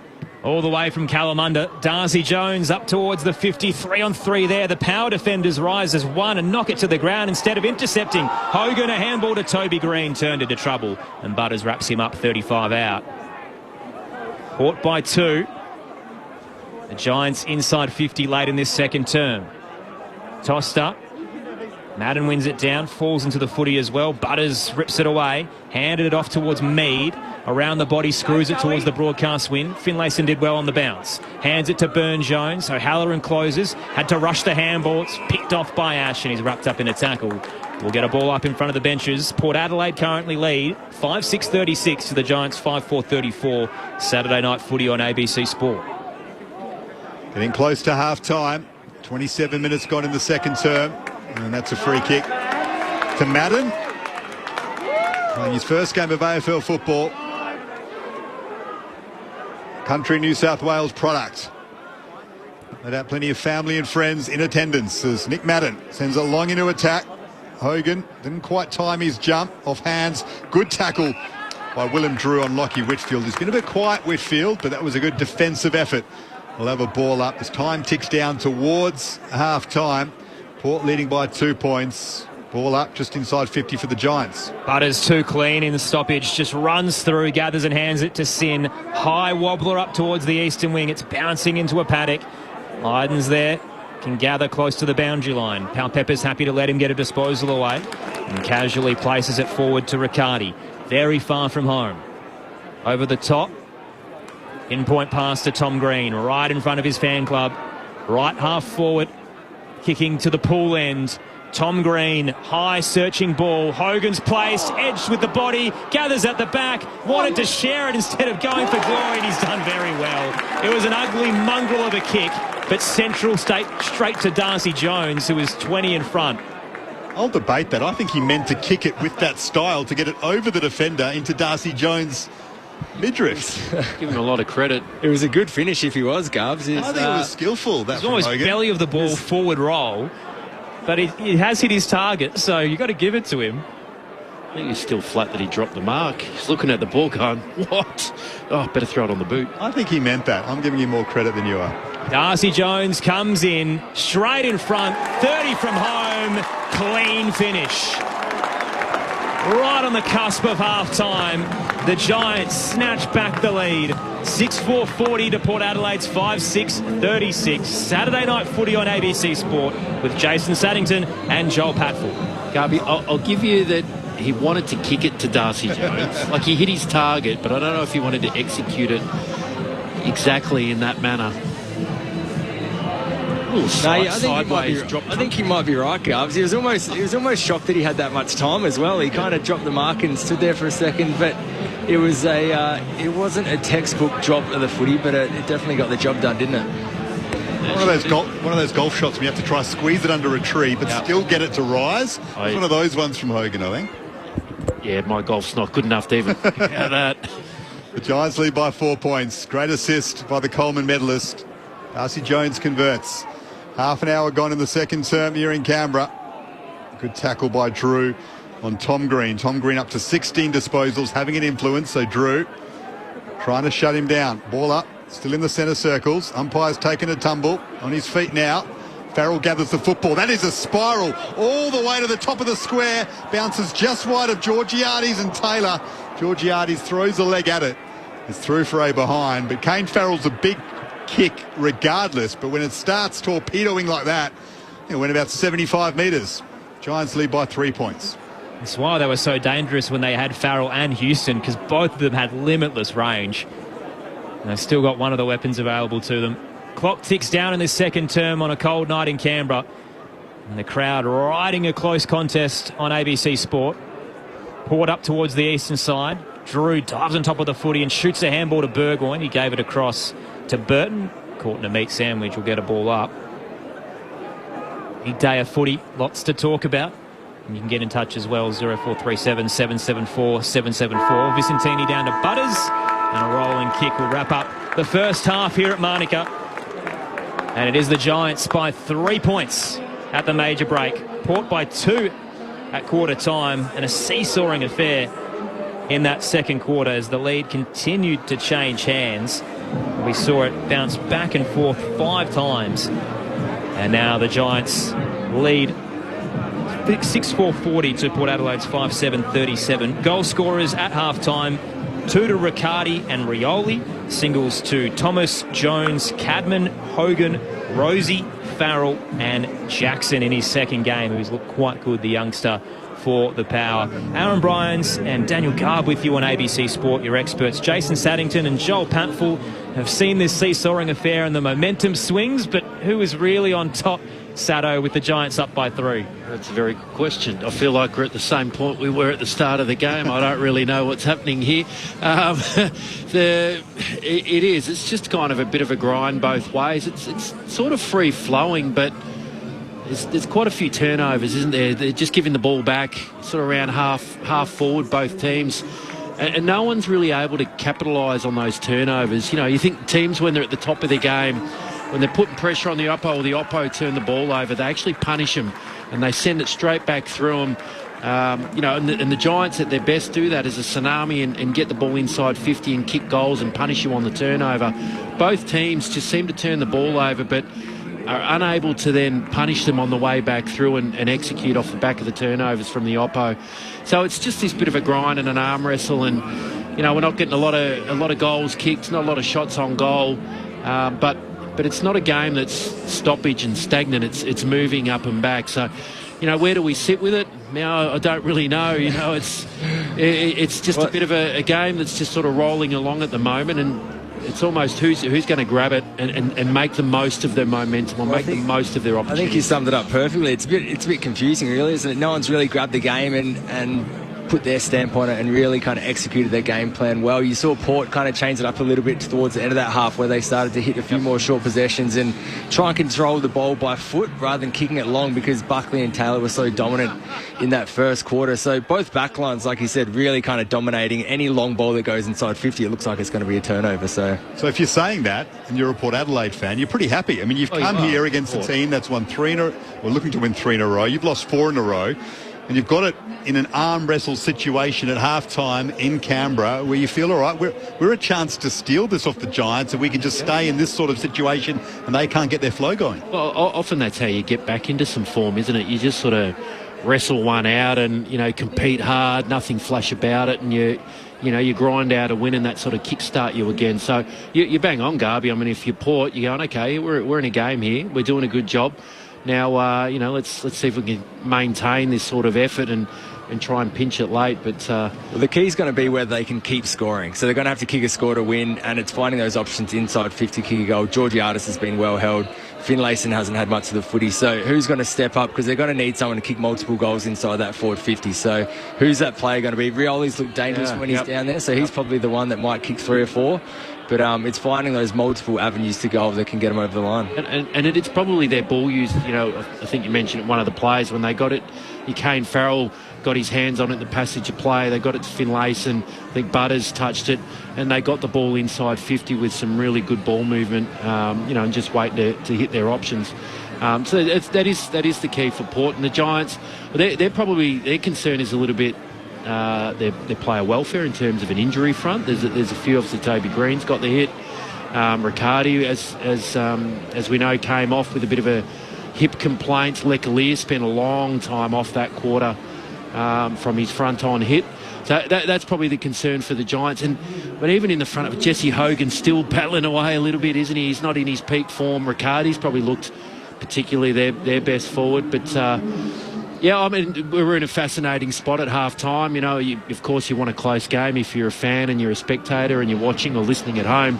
It could be one of these games that sort of stays this way and we get into that last 10 minutes and all of a sudden it is exciting because we've got a bit of a cliffhanger. Well, you're right, and it is because the Giants haven't been able to get that ball movement going, haven't they? Very stop-start. They're long inside 50 like we talked about. There hasn't been that handball possession, run through the middle, overlap run kind of style. So they've been really stopped and they haven't been able to find a way to kind of get some energy in the ball and move the ball forward, which is allowing Port to get back and turn it over. Thoughts of Joel Patfull and Jason Saddington on ABC Sport. Half-time at Manuka with the Giants up by 3. Big day for head-high contact. So earlier, James Peatling received a one-match ban for his heavy tackle on Lachie Neale last night, which was deemed careless, medium impact and high contact.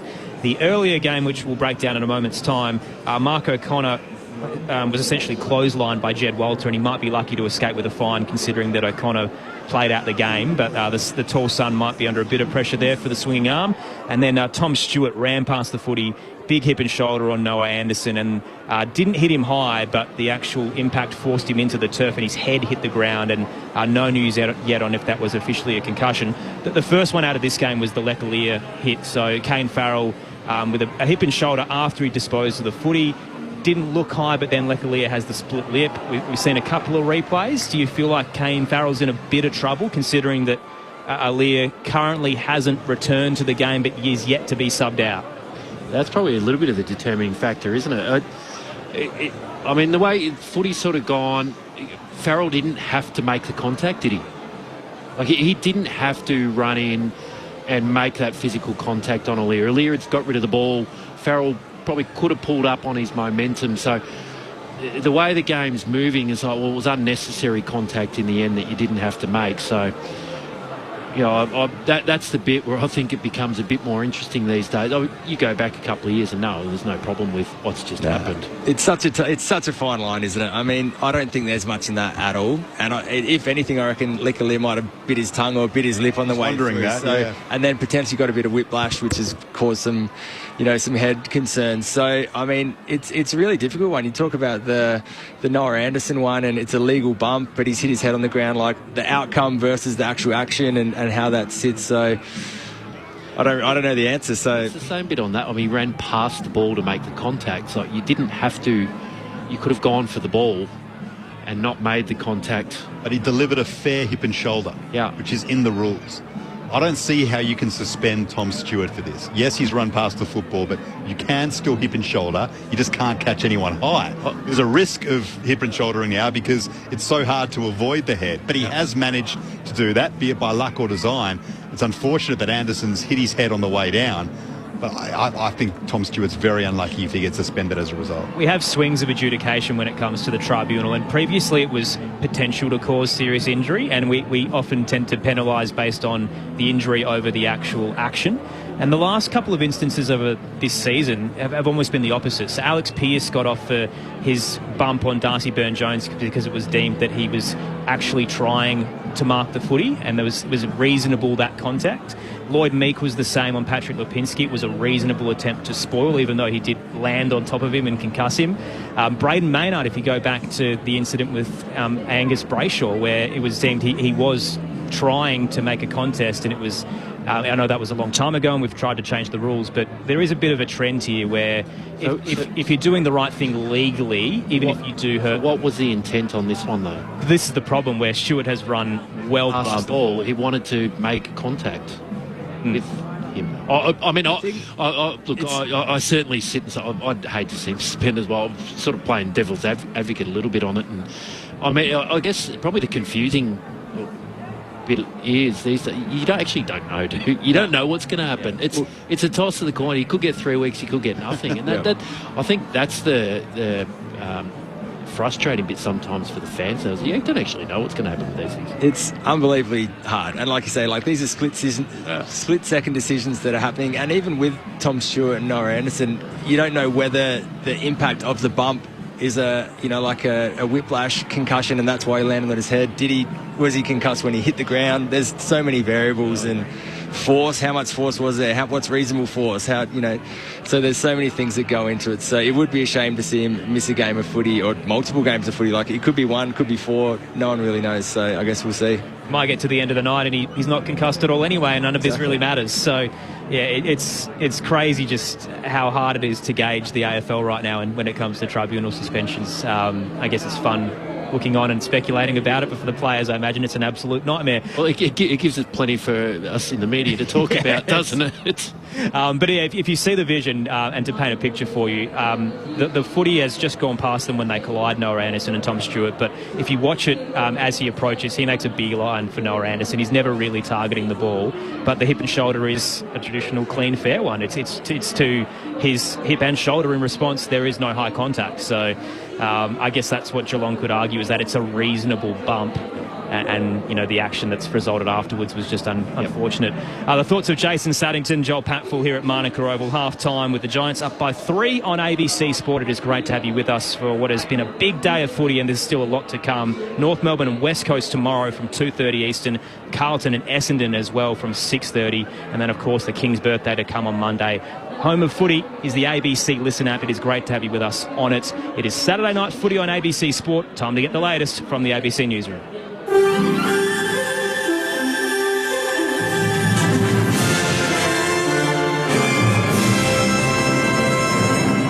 ABC News with David Rowlands. Crowds have gathered across the country at vigils in memory of an Indigenous man who died in police custody in the Northern Territory. Molly Slattery has more. 24-year-old Kumanjai White, who had a disability, died last week after being restrained by off-duty police at an Alice Springs supermarket. Memorials and marches have been held in Brisbane, Sydney and Wollongong today as part of a national week of action, calling for an end to black deaths in custody. Brisbane rally organiser Sam Walters says Kumanjai White's death is a tragic development in an ongoing issue. It's devastating to be here once again, gathering to protest and mourn as a community another person who's been taken by police. More vigils are planned in Perth and Adelaide tomorrow. Israel says it's retrieved the body of a Thai hostage kidnapped in Gaza in the Hamas attack on Israel, which occurred on October the 7th, 2023. The Prime Minister's office says the body of Thai citizen Natapong Pinta was returned to Israel in a special military operation. It comes 2 days after the bodies of 2 Israeli-American hostages were retrieved. 55 hostages remain in Gaza, of whom Israel says more than half are dead. Police are appealing for witnesses to an incident involving machetes which sent a shopping centre in Melbourne's west into lockdown last night. It's understood up to 6 males armed with machetes were arguing inside the CS Square shopping centre in Caroline Springs at around 6:30. The group had fled by the time police arrived and no injuries were reported.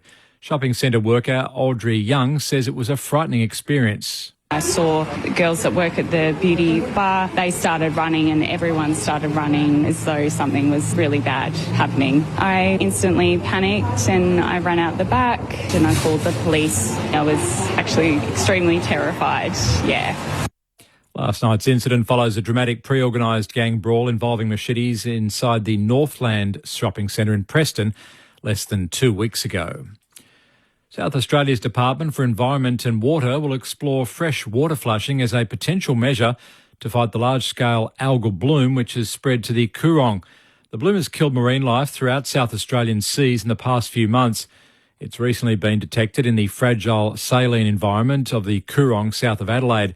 Strategic Projects Director Grant Pelton says there's a team looking at the best way to mitigate the algal bloom. There are a whole range of other ecological considerations that we'll have to work through. We've got some hydrologists and ecologists that will actually be doing some modelling as to determine whether using a freshwater flush could actually assist that. A 39-year-old senior public servant accused of raping and choking his partner has been released on bail by the ACT Magistrates Court on strict conditions not to contact his family. Ruby Thomas reports. The man is charged with sexually assaulting his partner and choking her twice in February this year. Prosecutors opposed bail, saying there was a risk of reoffending and interfering with evidence. The court heard the victim was fearful of retribution now criminal charges had been laid. But lawyers for the man said he left the family home in March and there had been no reoffending. The man is now banned from approaching the family and will live under a strict curfew until he returns to court later this month. North Korea says it successfully refloated a destroyer that capsized during its launch last month. A malfunction in the launch mechanism caused the stern to slide prematurely into the water, crushing parts of the hull and leaving the bow stranded on the shipway. State media are reporting that the damaged ship will now be moved to a dry dock for repairs. British soccer club Tottenham Hotspur's decision to sack manager Ange Postecoglou is unsurprising and saddening, according to former Socceroos captain Paul Wade. The Australian was sacked just over a fortnight after securing the Europa League, but also led the team to its worst ever Premier League finish in 17th place. In a statement, the club says it's extremely grateful for his 2-year tenure and called the Europa League victory an achievement that will live with us forever. However, Wade says he's disappointed that Postecoglou won't have the opportunity to build on Tottenham's first trophy in 17 years. He had something concrete there. He could have done something that would last forever, and he doesn't get that chance. So, look, I'd take a bit of time off if I was him because I'd be so gutted. Not because I got sacked, but because I just didn't have the chance to finish it. ABC News. The ABC Listen app has it all. The British and Irish Lions Tour of Australia, Wimbledon, the World Test Championship, and West Indies versus Australia. Oh, and did I mention we're doing the footy every weekend? ABC Sport on the ABC Listen app. This is the 2025 AFL Premiership season on ABC Sport. Riccardi opens the angle and it's a beautiful snap as he hooks it through. And the Giants take the lead with Riccardi's second. Up 4 points early in the second term. Socket into attack though for Port. Oh, turned over from Ash to Rioli. Loves the situation and dribbles it through from 40 metres out, Willie Rioli, for his second of the night. He sharked that superbly and didn't even think about it. It was the instant reaction to dribble it through from 40 metres, Jason Saddington. I just love his ability to read the script. Wasn't it Rioli? He could see where Lockie Ash was going to handball. He'd already read the play, he picked it off. And a lovely finish dribble through. Tossed in Giants 50. Radaglia doing the ruck work. Beats Riccardi, but dropped the footy. Picked up by Riccardi. Hands it to McMullen. Around the body, hit and hope, and it lands fortuitously in the lap of Harvey Thomas. Straight in front, 25 from home. Thomas with a couple of steps. Casual kick. Straight over the goal umpire's hat. And the Giants claim the lead. Our third lead change of the term and the night. 2 touches on debut as a sub, Hugh Jackson. This is his second game, and G's lighting it up, making the most of the opportunity. He leans back from 45 and kicks his first ever goal in the AFL. Port back in front. Darcy Jones comes in, straight in front, 30 from home, clean finish. Right on the cusp of half-time, the Giants snatch back the lead. This is ABC Sports coverage of the AFL. On your radio. ABC Sport Digital. And on the ABC Listen app. A cracking contest in Canberra. 5 lead changes in the second term. The Giants up by 3 after Port led early by 2. The Giants 6-4-40 to Port Adelaide's 5-7-37. Aaron Bryans, Daniel Garb, Jason Saddington, Joel Patfull and Adam Shirley with you for the call as we wrap up this Saturday triple header. Earlier, the Swans defeated the Tigers by 44 and Geelong defeated the Suns by 24 points at Cardinia. Big story out of that game was the hip and shoulder from Tom Stewart on Noah Anderson that planted him head first into the turf. Here's what Chris Scott and Damien Hardwick had to say afterwards. If you have your elbow in and you hip and shoulder a guy, it doesn't matter where you get him, you're going to be okay. That's changed. You can't hit them in the head now. And so, Stewie, I thought his duty of care to Noah was as good as it could have been, and he was good enough to hit him in the body. Reasonable hit, that's solid hit. You know, he's a big boy, Tom Stewart sort of thing. So, you know, but from, once again, well, make very clear, it was the chest, it wasn't head or anything like that. No concussion, so from our point of view, he's just go there and see what that comes out back at. So both coaches say fair bump, play on. The ricochet into the turf, not concussing Noah Anderson, and the question now becomes, does he have any problems with his ribs, or is there any internal issues after that big heavy hit that saw him on his haunches? And that begs the question as well, Garby, as we always talk about concussion. Do we penalise Tom Stewart if he ends up hurting him internally with that bump, considering he passed the ball? I don't see why. It's a fair act on a football field. He's hip and shouldered him, as per the rules, and didn't get him in the head. I don't see why there's an issue. I think both coaches answered that in the right manner. So the Giants lead by 3 points, three-quarter time, or third quarter about to get going, and Toby Green looks like he's been subbed out of the game. He has for Brent Daniels. So that heavy knock that he took at the end of the first quarter, the knee straight into his buttock, means that Toby Green, which was 3 disposals to his name, we saw him try to run it off as the quarter went on. That second term struggled to do so, has now been subbed out of the game, and Brent Daniels, who hasn't played since round 4, is into the second half for GWS. Some relief for Kane Farrell there as well, with his high bump on Leclerc, who is now back out on the ground. So thankfully no concussion there for the South Australian, now playing for the Giants in Leclerc. Aaron Bryans, Daniel Garb, Jason Saddington, Joel Patfull with you. Quick tips for the second half? I think Giants should be able to get some ball movement going and get away with this game. I'm picking Port. I reckon they're going to get up and about in a tight one. Split box, the Giants by 3. Out of the middle, Vicentini tapped it straight towards Tom Green for the Giants. Hands it to Ware, marching through the eastern side and kicking to the right-hand side of your radio dial. It's a good, precise delivery. Here's Brown at left half forward. Close to the boundary line. Arcs him board, drives it low and hard in the direction of Hogan. Couple of hands come in, hits the deck. Jones there close to the line but can't keep it in. Boundary throw in to come, 25 out with GWS up by 3. I like that, Joel. We've gone different opinions. You v me this half. Here we go. Keep it interesting. Yeah, absolutely. Brent Daniels straight into the midfield to start as well. Big story. Toby Green subbed out.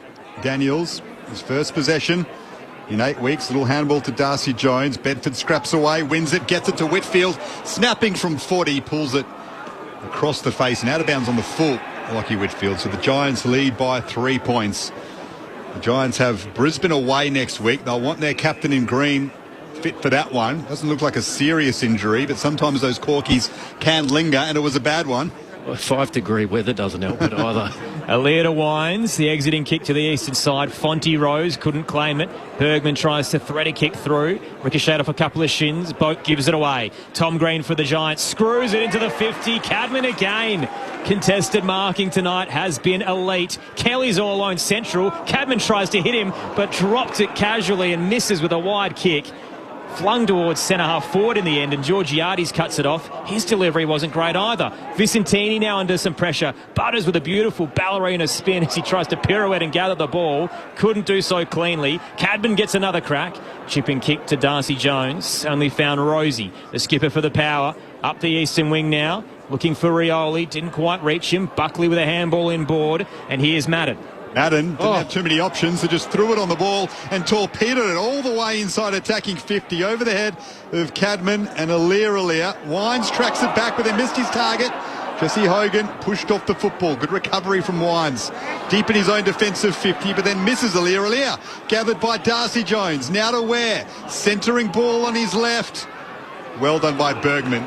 Far too tall for Brent Daniels, who's still adjusting to the pace of his game, and outmarked him In defensive 50. Goes to left half back to Darcy Byrne-Jones. Plays on quickly. Georgiades up against Taylor. Taylor all over him tonight.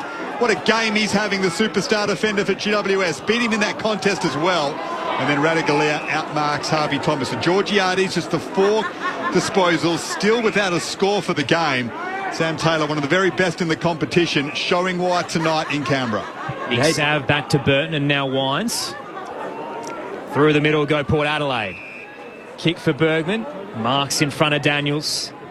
The sub activated for Toby Green after a knee to the backside. In-step kick towards Boak. And now to Rioli on the eastern wing. Port down 3. No score so far in this third term. Saturday night footy on ABC Sport. Rioli looking for Finlayson right on the boundary line. They're going to pay it in front of the scoreboard. 25 from home. It was a tight run and millimetres of paint in it. Was that composed ball use again, Joel? For Port, worked again. They just took their time, brought it off the wing inside, out to the other flank, and then hit up the leading inside 50 with Finlayson. In 2 minds, he'll decide to go for the snap. Finlayson. 45 out. Opens the angle off a couple of steps, loads up with a bit of power. It floats across the face. Madden brings it down and knocked through by Buckley. Minor score. The Giants lead down to 2. For our East Coast listeners as well, in the Super Rugby, the Blues defeated the Chiefs by a point, and the Brumbies currently lead the Hurricanes by 7, 73-minute mark. In the Rugby League, the Warriors feed the Sharks 40-10, and the Broncos lead the Titans 32-8. Giants lead by 2 points. Ash with his 20th disposal goes short to Fonzie in the right back pocket. Now back to Ash, plays on, sweeping handball across his own defensive 50 to Buckley. Got it to Iden. They gave the don't argue to Boak. Under pressure, just got the handball away. Well done by Port. They've won this back inside attacking 50. Rioli caught nicely by Taylor. Got the handball away, but over the boundary line. So we'll have a throw in just outside 50, right half forward for the Power. They'll be happy with that. They're just inviting that pressure there, the Giants, aren't they? To play on deep, a looping handball that didn't hit the target inside 50 is so dangerous, and that Port defence in the face turning it over. Tossed in front of the Fingleton scoreboard. Vicentini takes it, kicks to the top of the goal square. Body work from Georgiades, disposes of Alia and snaps truly. Mitch Georgiades on the board in Canberra. And Port Adelaide back in front. 6th lead change of the night. They're up by 4. The Power 6-6-44. The Giants 6-4-40. 5 played in the third term. Saturday night footy on ABC Sport with Jason Saddington and Joel Patfull. He finally got a one-on-one without Sam Taylor. Georgiades, exactly.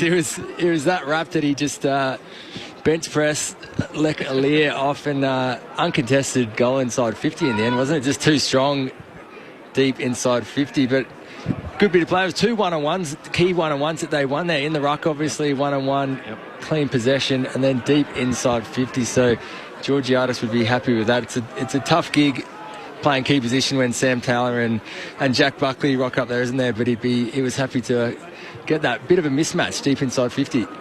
You have to ask, why on earth wasn't Sam Taylor standing next to him? Port lead by 4 points. Taylor has slaughtered Georgiades so far tonight. And now the Port sharpshooter has his first of the evening. Here's Brent Daniels, his first possession by way of foot, deep inside 50 after a free kick in the middle of the ground. And now a free kick inside 50 for the Giants. And it's going to Callum Brown. That's what Daniels can give you. Burst away from contest, just open things up. The quick kick inside 50. Radagalia's infringed. And the Irishman in Brown, who's been in hot form recently, will kick this from 45 and a 45-degree angle to the right. It came off the ruck infringement in the middle. I think Nick Madden's probably got 4 free kicks from ruck infringements.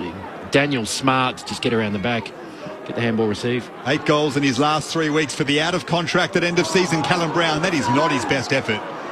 That has missed everything. He's usually pretty accurate by boot.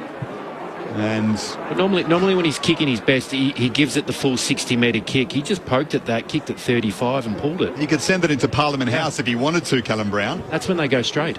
And he was tentative on that one, out of bounds on the full. Port lead by 4 points. Alia chips it to Rosie. There's no breeze tonight, but plenty of players are kicking wide of that left behind post on set shots at the southern end. The Giants trying to buck the trend in this term. Farrell now has the footy and then wide to Radaglia in the left back pocket. They're just chipping it around defensive 50. Bit of stat padding. Bergman can go for a run. The out of contract Victorian. Up to the eastern side. Powell Pepper presents, rises. Fist came late from Buckley. Rolls over the eastern boundary line. Port by 4. 6 lead changes in this contest after they led by 2 early and the Giants by 3 at the half. Well, the best game of footy you'll see. Perhaps not the biggest crowd we've seen in Canberra either, but might just be one of the closest finishes that the locals have been treated to. There have been some thrillers in recent times, but it's Port leading by 4 points and neither side looks like breaking away. Here's Buckley at halfback for the Giants. Gets it to Wyden. 8 minutes gone in the third term. The contest is between Sin and Darcy Jones. Good second effort by Jones to wrap up Rosie. The Port captain got the handball away and then a strong tackle on Sin by Madden. The big ruckman on debut threw all of his body weight there into Josh Sin, who's running away from that contest rather gingerly as a result. We'll have a boundary throw in on the outer side in front of the fans who are rugged up well and truly sitting on the hill here in Canberra. Tossed in. Madden and Vicentini continue their battle, the two young rucks. It bounces off the shoulder of Vicentini, straight to Boak. The veteran releases Burne-Jones, kicks straight into Taylor. Ball hits the deck. Boak with the tackle, holding the ball. Diving on top of it, O'Halloran is pinged. Boak doesn't waste any time. Quick entry, wide of Rioli. He had them queuing up. And just a little bit too fast feet there with Travis Boak. Picked off by Iden. And the Giants move it across defensive 50 as they look to surge through the corridor through Whitfield. Dangerous by Alia. Eventually got the handball away, and Alia is hurt once more.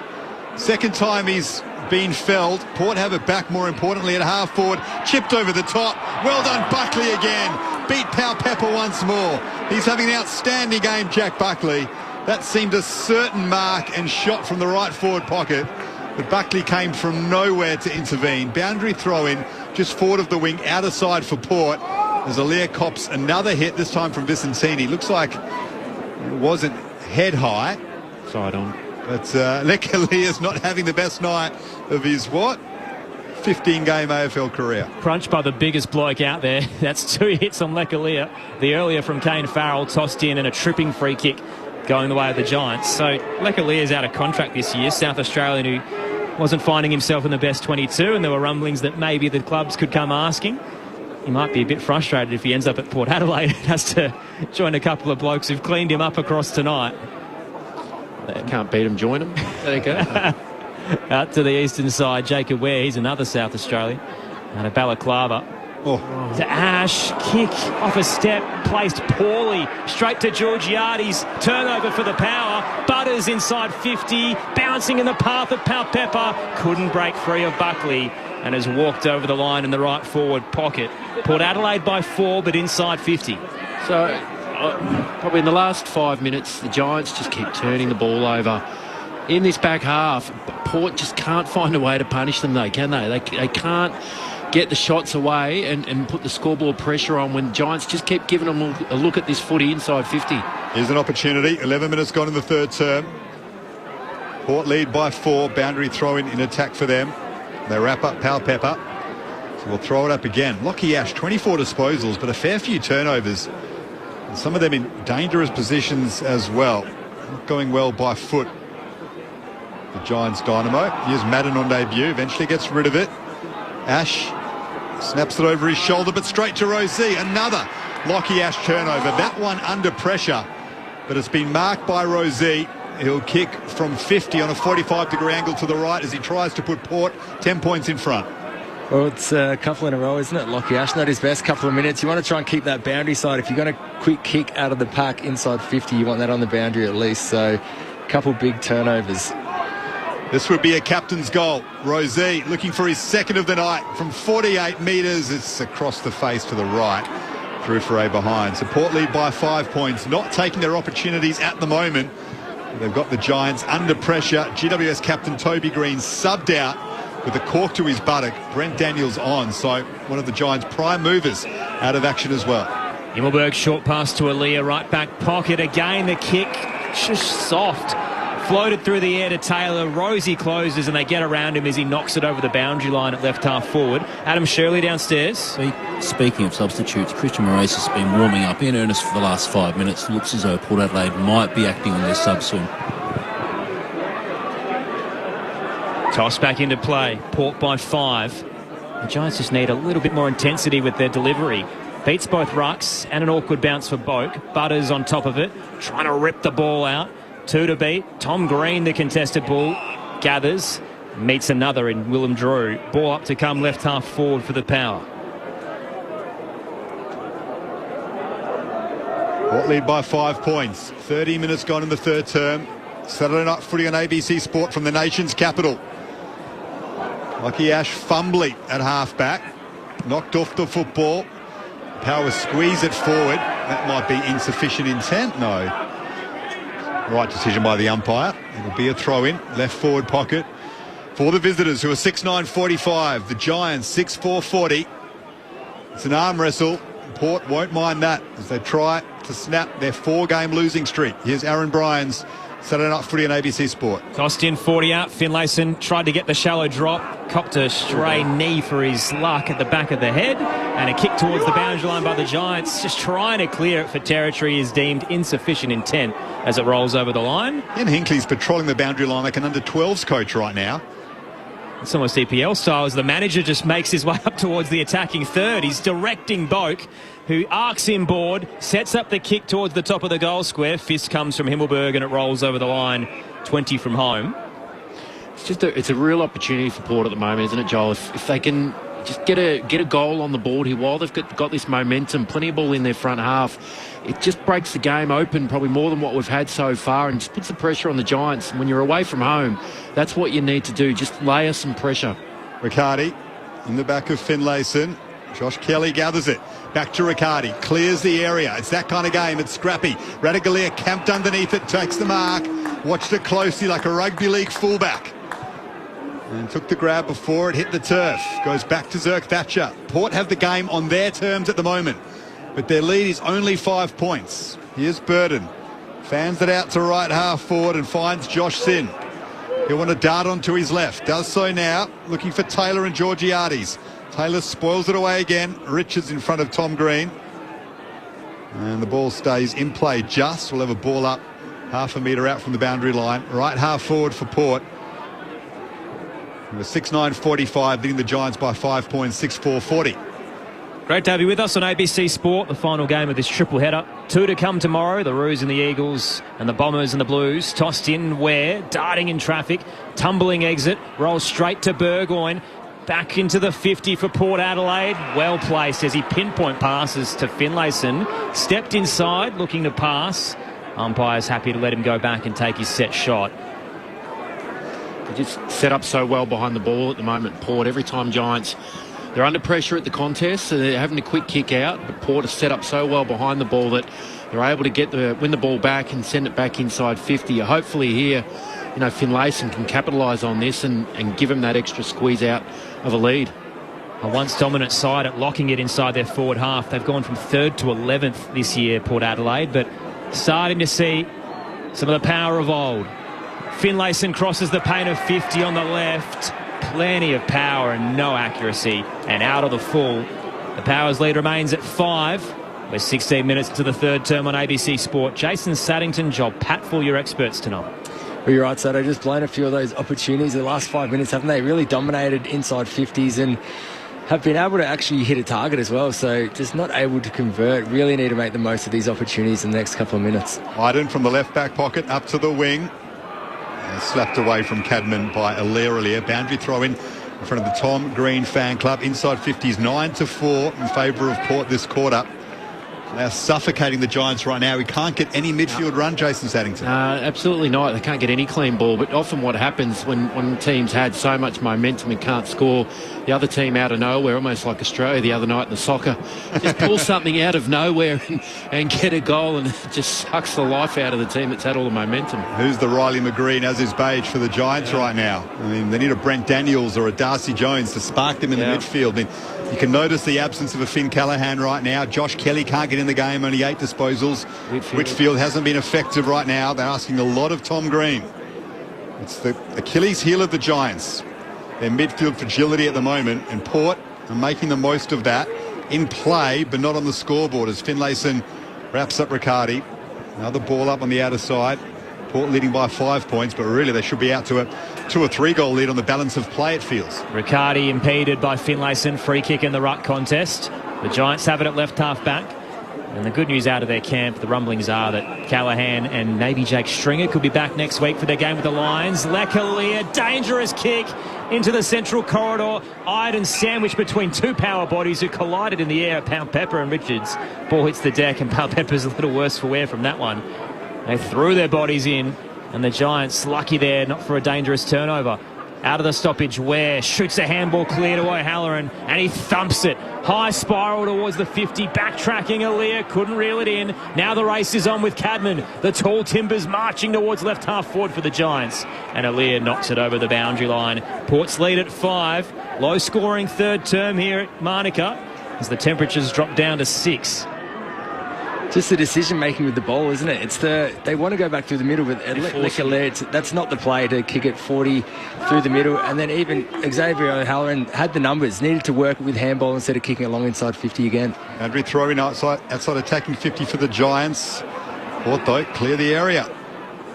It was marked by Jackson on the wing for Port as his captain in Rosé running off him. Pokes it forward to Boak and through his hands. And Travis Boak, who is 37 in a couple of months, and quite had the leg speed to reel that in. Port again waste an opportunity when they had numbers they were out, free. Weren't they? Yeah, they were out. It's the easy kick, should have hit. Still lead by 5 points though, and they are suffocating GWS right now. Riccardi bumps Finlayson off the football, gathered by Daniels, handball over his shoulder, picked off by Bergman though, to Boak. And they move it forward to Finlayson. Just outside 50 with Wines, tries to don't argue on Ash, but there is an argument. It's a strong one from Lockie Ash holding the ball, and that's better from Lockie Ash, who's turned it over a plenty so far in this game. Amid his 25 disposals, he's won the free kick at left half back. Opts for the safe disposal this time. Back to Buckley. Left back pocket and now central to Himmelberg. 0437 774 774 the text line. Andy from Wodonga I think he's trying to be sarcastic here. It's always tough to read tone, but says Ken Hinkley threw the magnets around. What a hero. It's working. Up towards the broadcast wing, couple of Giants fly. Cadman and Taylor, neither can take the mark, but both pop up okay. And good handball work as well. They dish it towards Iden. Rolling ball now up towards right half forward. Radagalier with a fumble against Hogan, and it's escorted over the line. Port by 5 in the third term. Just the 1 goal so far in it that put them in front through Mitch Georgiades. Time on in this quarter. This is the question of Adam Kingsley and the Giants right now. Do they have a plan B? Can they break through sides who set up defensively against them with discipline? It's not looking good at the moment. Halloran loses the handle.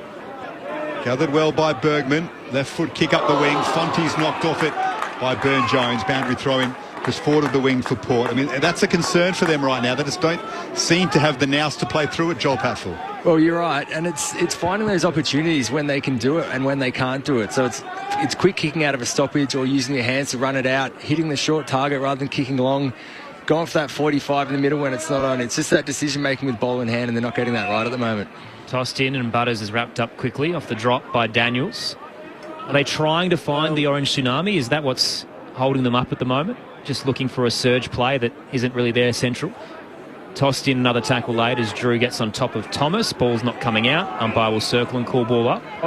I'll maybe look at someone like a Lockie Whitfield. He's gone into the midfield the last couple of weeks. He had a really good game against Carlton. Since that he stayed in the midfield because they need to try and generate something in there. But are they missing him in a game like this from half-back? You know, that's where they're struggling to get their ball movement going. So do you somehow flip him back to half-back again to get some better ball use off half-back, some run and carry to change the game up? Free kick in the stoppage. Vicentini impeding Madden. He'll release Ash. Kicks a bit heavy for Darcy Jones, arguably the smallest player out there, over the top of his head. And off hands, it rolls over the boundary line. Right half forward for the Giants, currently down 5 and yet to score this term. Outside of that, I don't know where the spark's coming from at the moment. You know, Daniels is someone that maybe inside can give that to them, but it's pretty bare at present. Butters is driving Port on, though. Gets it to Bergman, runs through the middle of Monaco Oval and pumps Port deep into attack. Taylor's there with Finlayson. Well, if it wasn't for Sam Taylor and Jack Buckley, this 5-point margin in favour of Port would be far more severe. He's arguably having the game of his season, Sam Taylor. He is a joy to watch. And he is patrolling the back line for the Giants at the moment. Sends it up to the wing. Off hands. Madden couldn't gather it on debut. Getting in down and dirty was Callum Brown. And gathering him is Zerk Thatcher. So another ball up. There's been plenty of them in this game. It may not be the most exciting affair. On the scoreboard, it's just a 5-point margin in favour to Port. Thanks for sticking with us. Saturday night footy on ABC Sport. At least it's close. Could be a thriller. Port by 5 out of the stoppage. Butters lays a tackle on O'Halloran and holding the ball. Did take a couple of steps and tried to break free, but was comfortably pinned. Free kick to the power. And a central kick swung towards Burgoyne. He's got Farrell full stride. The barrel towards the top of the goal square. 1-on-1. Burne-Jones loses his footing. Sliding in. Himmelberg with the tackle. The Giants have numbers. Taylor might have been legged. No whistle. Iden shoots a handball through 3 power players. The wall's closing in on Whitfield. O'Halloran with the ball just barges in and is brought to ground, and a good tackle there from Rioli. Ball up 30 out straight in front for Port Adelaide. Vicentini and Madden, the two young rucks going at it. Madden slaps it away. Vicentini with the second effort gets it to Burne-Jones. Right foot snap by him. Another behind to Port. They are 6-10-46. The Giants 6-4-40. Eventually, it's a clean 1-goal break. Port have worked very hard for that. They've missed numerous opportunities, but credit this Giants defence. It is standing firm without much help from their midfield. They're hanging in there, aren't they? Sam Taylor, how good is he? One-on-one defence. He's as good as you've seen in the last few years. He's got to be one of the better defenders in the comp the way he's going at the moment. So great to see. But you're right, without those two guys down there, there'd be a different story. So Port just struggling to get one on the board here. Ash plays on and bangs it to the broadcast wing. At the back of the pack, Thomas falls into the footy and wrapped up by Farrell. There's a lot of numbers that aren't looking good for Port Adelaide across this season, but the most damning is their inaccuracy in front of goal. They're horrific in terms of more behinds than goals, and it's happening again tonight, just not cashing in on the opportunities. Whitfield got boot to ball under pressure, rolled 2 metres to O'Halloran. Central kick for the Giants towards the logo. Port Adelaide have a couple of numbers. And Farrell wrapped up by Brown. We'll get a ball up true centre wing. Port by 6. Earlier today, the Swans defeated the Tigers by 44, and Geelong knocked off the Suns by 24 points. No concussion for Noah Anderson after he was bumped by Tom Stewart. Out of the stoppage, Rosie tries to hand it to Mead and is pressured over the boundary line. Now the Canberra crowd starting to get into it. The Giants chant rings around Monica as they try and inspire their team. They're struggling a bit in this one to get some flow in their game. Port lead by 6 points. Late stages of the third term. Daniels the sub, gets hands to it. Port went it back though through Wines. Good tackle by Fonte. Ensured that the ball spilled free. And Daniels pounced. Got it to Bedford. Handball over the top to Callum Brown inside 50. Centering ball. Well done by Bergman. Read that well. Moved off his man before anyone else reacted and took a crucial defensive mark. The forward handballs were slick from the Giants. They're starting to get a feel for their system. Port have the footy though. Left half back. Palpepper down the line. Georgiades the target. Coming across, Buckley collected him. Free kick advantage. Boak scoops it up towards the 50, spots Vicentini. He marks 45 out, leans back, shares the kick into the pocket, and Finlayson on the charge takes it. Centers his kick straight back to the Giants. What was he doing? He had a set shot opportunity and gave it away. Kicked it straight to the biggest bloke out there in Nick Madden. And now back to Iden in the defensive goal square. Well, it wouldn't have been a nice angle for a left footer. Perhaps needed to just wait a little bit. Finlayson for a better option. Gave it straight to Madden. That's a good grab by Fonte. Fonte, though, turns it over again. Usually a nice user by foot. Has given it straight to Travis Boak. So it's a game of error at the moment. Adam Kingsley walks away and moves to the dugout in disgust as the Giants just started to open up the ground a bit. Fonte turned it straight over. Port lead by 6 points. 27 minutes gone in the third term. Butters directing traffic. Now sends it inside 50. Finlayson with front position, punched away from him again by Taylor. And Ware sees it over the boundary line, left half forward for Port. Tough times. Can we get a weather check down there? Is it wet or windy or what's happening down there? I just wonder how many times the Giants can get away with turning the ball over and Port not capitalising on it. Adam Shirley, what's going on? Mentally, they're freezing up a touch. Can't really blame the ground conditions at this point. Tossed in, Port by 6. Vicentini down. Tackle laid by Butters on Fonte, who didn't have the footy. He was aggrieved, and a very late whistle going his way for a throw. So instead it'll be Toby Bedford who gets the footy at right half back. Tom Green floating forward, takes the mark close to the benches. Saturday night footy on ABC Sport. We know Port Adelaide's credentials down in the bottom 4 right now, and it feels like they've pulled the Giants down to their level tonight. Has not been a great display of footy, but at least it's been a close game on a cold night in Canberra. Himmelberg rather had it and then shared it to Whitfield. Still at right half back right now. The frustration's boiling over as the players are getting aggrieved with each other about the lack of direction. Whitfield finally gets a target, shares it with Brown. True centre wing right in front of us here on this Western Grandstand. The Bradman stand at Manuka Oval. Brown, high, thump, long into the 50. Hogan launched very early, collapsed on top of the pack. Ball hits the deck. Farrell wrapped up by a couple. 35 from home for the Giants. Giants inside 50. What feels like the first time in about 10 minutes. Here's Jesse Hogan, caught as he tried to get rid of it. Straight to Bergman, who's having a really good game for Port. Down back as well. And that's Georgiades' best moment of the game, arguably. He's out Mark Taylor. What feels like the first time, and now 50. The fourth 50 against the Giants in this game. And Georgiades will be marched just about to the paint.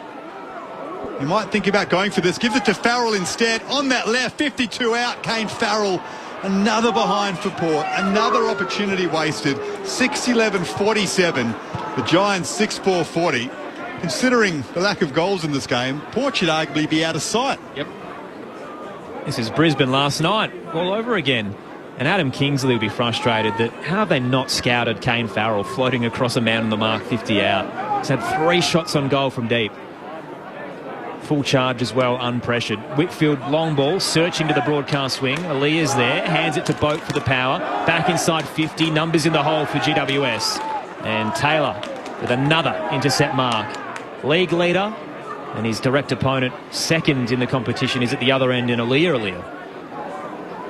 Taylor hit and hope high to the broadcast wing, and that wraps up the third term, which was a scoreless one for the Giants, but not a dominant one for the Power.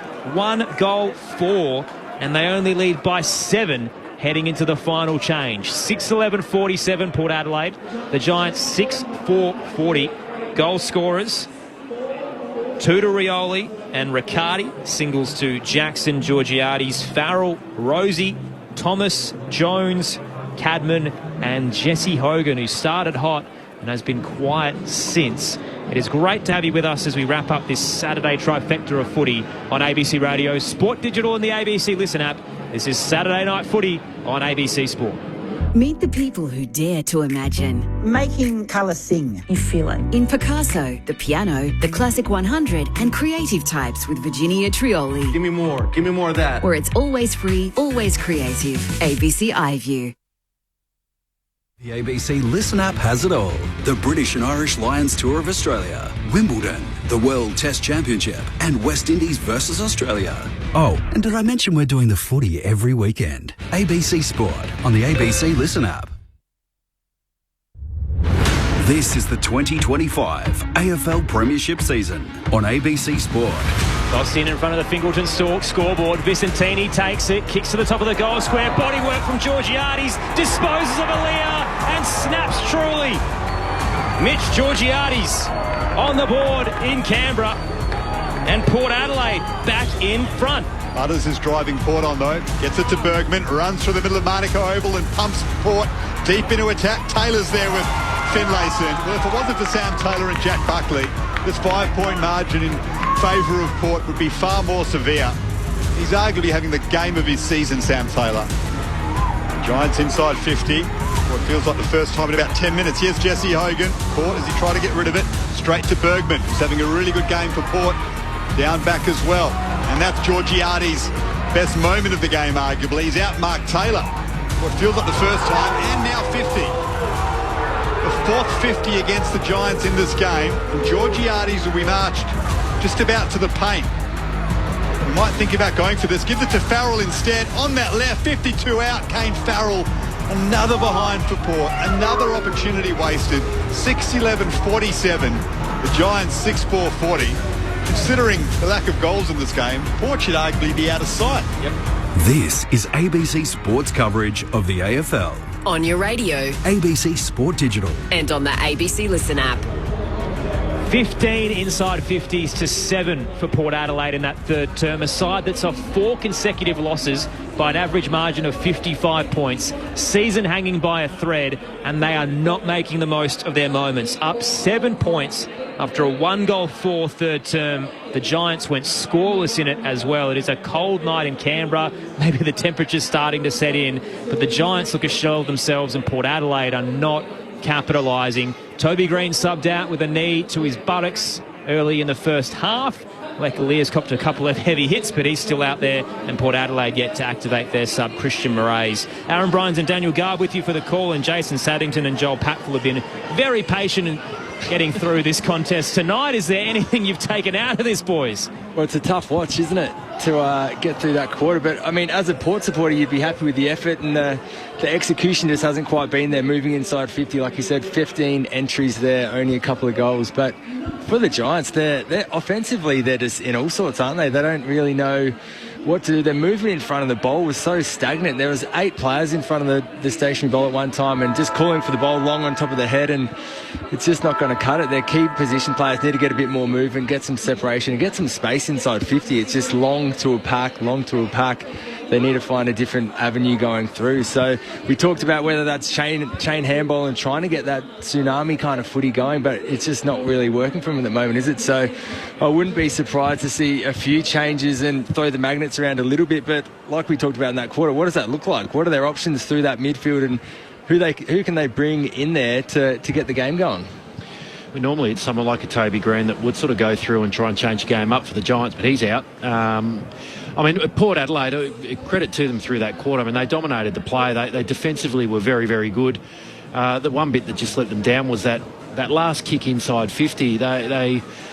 If they got it in, they missed the shots on goal, or they just didn't create enough chances with the body of work and the volume of ball that they had.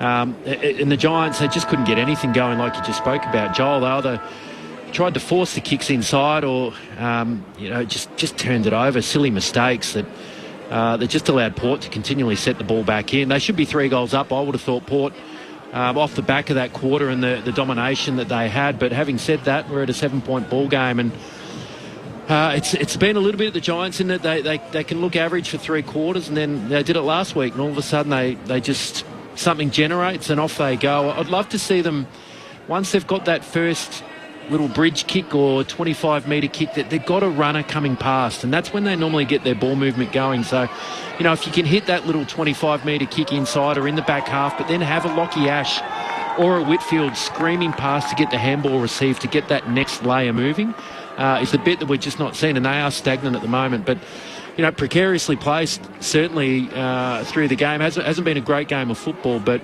we're close, and it's there for the taking for anyone.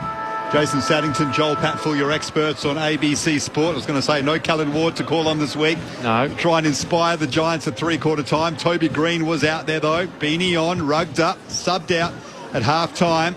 Maybe he had some words of encouragement for the Giants, who need to find their mojo. Are they a premiership threat or not? Are they too easy to play against if you set up well defensively? Seems that way so far in Canberra, but there's a big final term to be played out. Port trying to snap a 4-game losing streak, a 6-11-47. The Giants 6-4-40. It is set up for a thrilling final term as Vicentini jumps all over Madden. And the free kick's gone to Port. The Giants thought they had it their way. Vicentini, quick handball to Farrell on that left boot. Pumps Port deep into attack. Burn-Jones underneath it. Taylor puts some pressure on. It's a handball back in play. Big bump on Burne-Jones by Whitfield. And then Taylor is wrapped up in the forward pocket. So Port with the first clearance of this final term with a 7-point lead. He has gone back to half-back, Lockie Whitfield there, so they're looking to generate a bit more possession of half-back. Tossed up in the pocket for the power. Madden down straight to Tom Green. And Jacob Ware gets them out of there. Kick up towards right half-back. Hogan came late. Collected Zirk Thatcher and knocked the ball down. Handball central for the Giants. And Toby Bedford turned straight into the tackle of Richards. Ball up. That's one Port's closed down really well, haven't they? When the Giants get that sort of loopy handball to try and get something going through the back half, Port just close it down very quickly. Madden takes it out of the ruck, looking for Daniels, sharked by Bergman, but a couple of fumbles. He was streaming towards the 50. Now Fonte, tackled by Pal Pepper. Ball pops out towards Tom Green. Through centre wing he goes to the eastern side. Hogan was his target. Tried to use the body but couldn't reel it in against Zirk Thatcher. The Giants will be, Giants fans at least, will be a little bit hopeful that they're pretty good in final terms. 8-3. Port Adelaide are yet to win one this season. 0-11 and currently up by 7 points. Thrown in on the outer wing. Nick Madden, who's had a really good debut, grown into this game, taps it down to Tom Green. Now Daniels back in the side. They work it out to Fonte. The kick to half forward. Hogan will make a contest. At the fall of it, though, it's all Port. Burne-Jones with a slick handball to Radaglia. Left it behind. Well done by Callum Brown to put some pressure on. Then Bedford just got the handball away to Whitfield. That centre half forward. Burne-Jones, though, right there with him. It's a slippery Sharon at the moment. It falls the way of Radaglia, and he's wrapped up by Whitfield. Ball up, just forward of the centre circles. Just behind centre half forward. Port lead by 7 points. 2 minutes gone in the final terms. Saturday night footy on ABC Sport from the nation's capital. Out of the middle, Daniels into the 50 quickly for the Giants. Cadman wrestling with Aaliyah, looking for ascendancy. Both put their head over the footy. Radaglia comes in, pulled out by Brown. Kick ricochets off some shins. Gets another crack. Hands it to Hogan. Snaps from 30. The Giants strike. And Port Adelaide fans' knees will start to wobble. The final term jitters. It's Port by a point. Jesse Hogan's got 2 after a quiet middle period in this contest. GWS 7-4-46. Port Adelaide 6-11-47. 2 played, final term. Saturday night footy on ABC Sport. The critical player at the moment already this quarter for the Giants has been Brent Daniels. I think he's got his hands on about 3 or 4 times. He was involved in that bit of play that got the ball forward for the Giants. It's his speed, his freshness perhaps that just might spark this for the Giants. Callum Brown's pressure has been good through that play. He got his hands on it a couple of times as well. And when Hogan's barely been sighted all night, he looks a little bit out of sorts in terms of his reading of the play and the aerial stuff, but he's still got 2 goals. There was a game here last season. I think it might have been against Hawthorn. Daniels sparked him. Daniels went into the middle in the last and won them the game.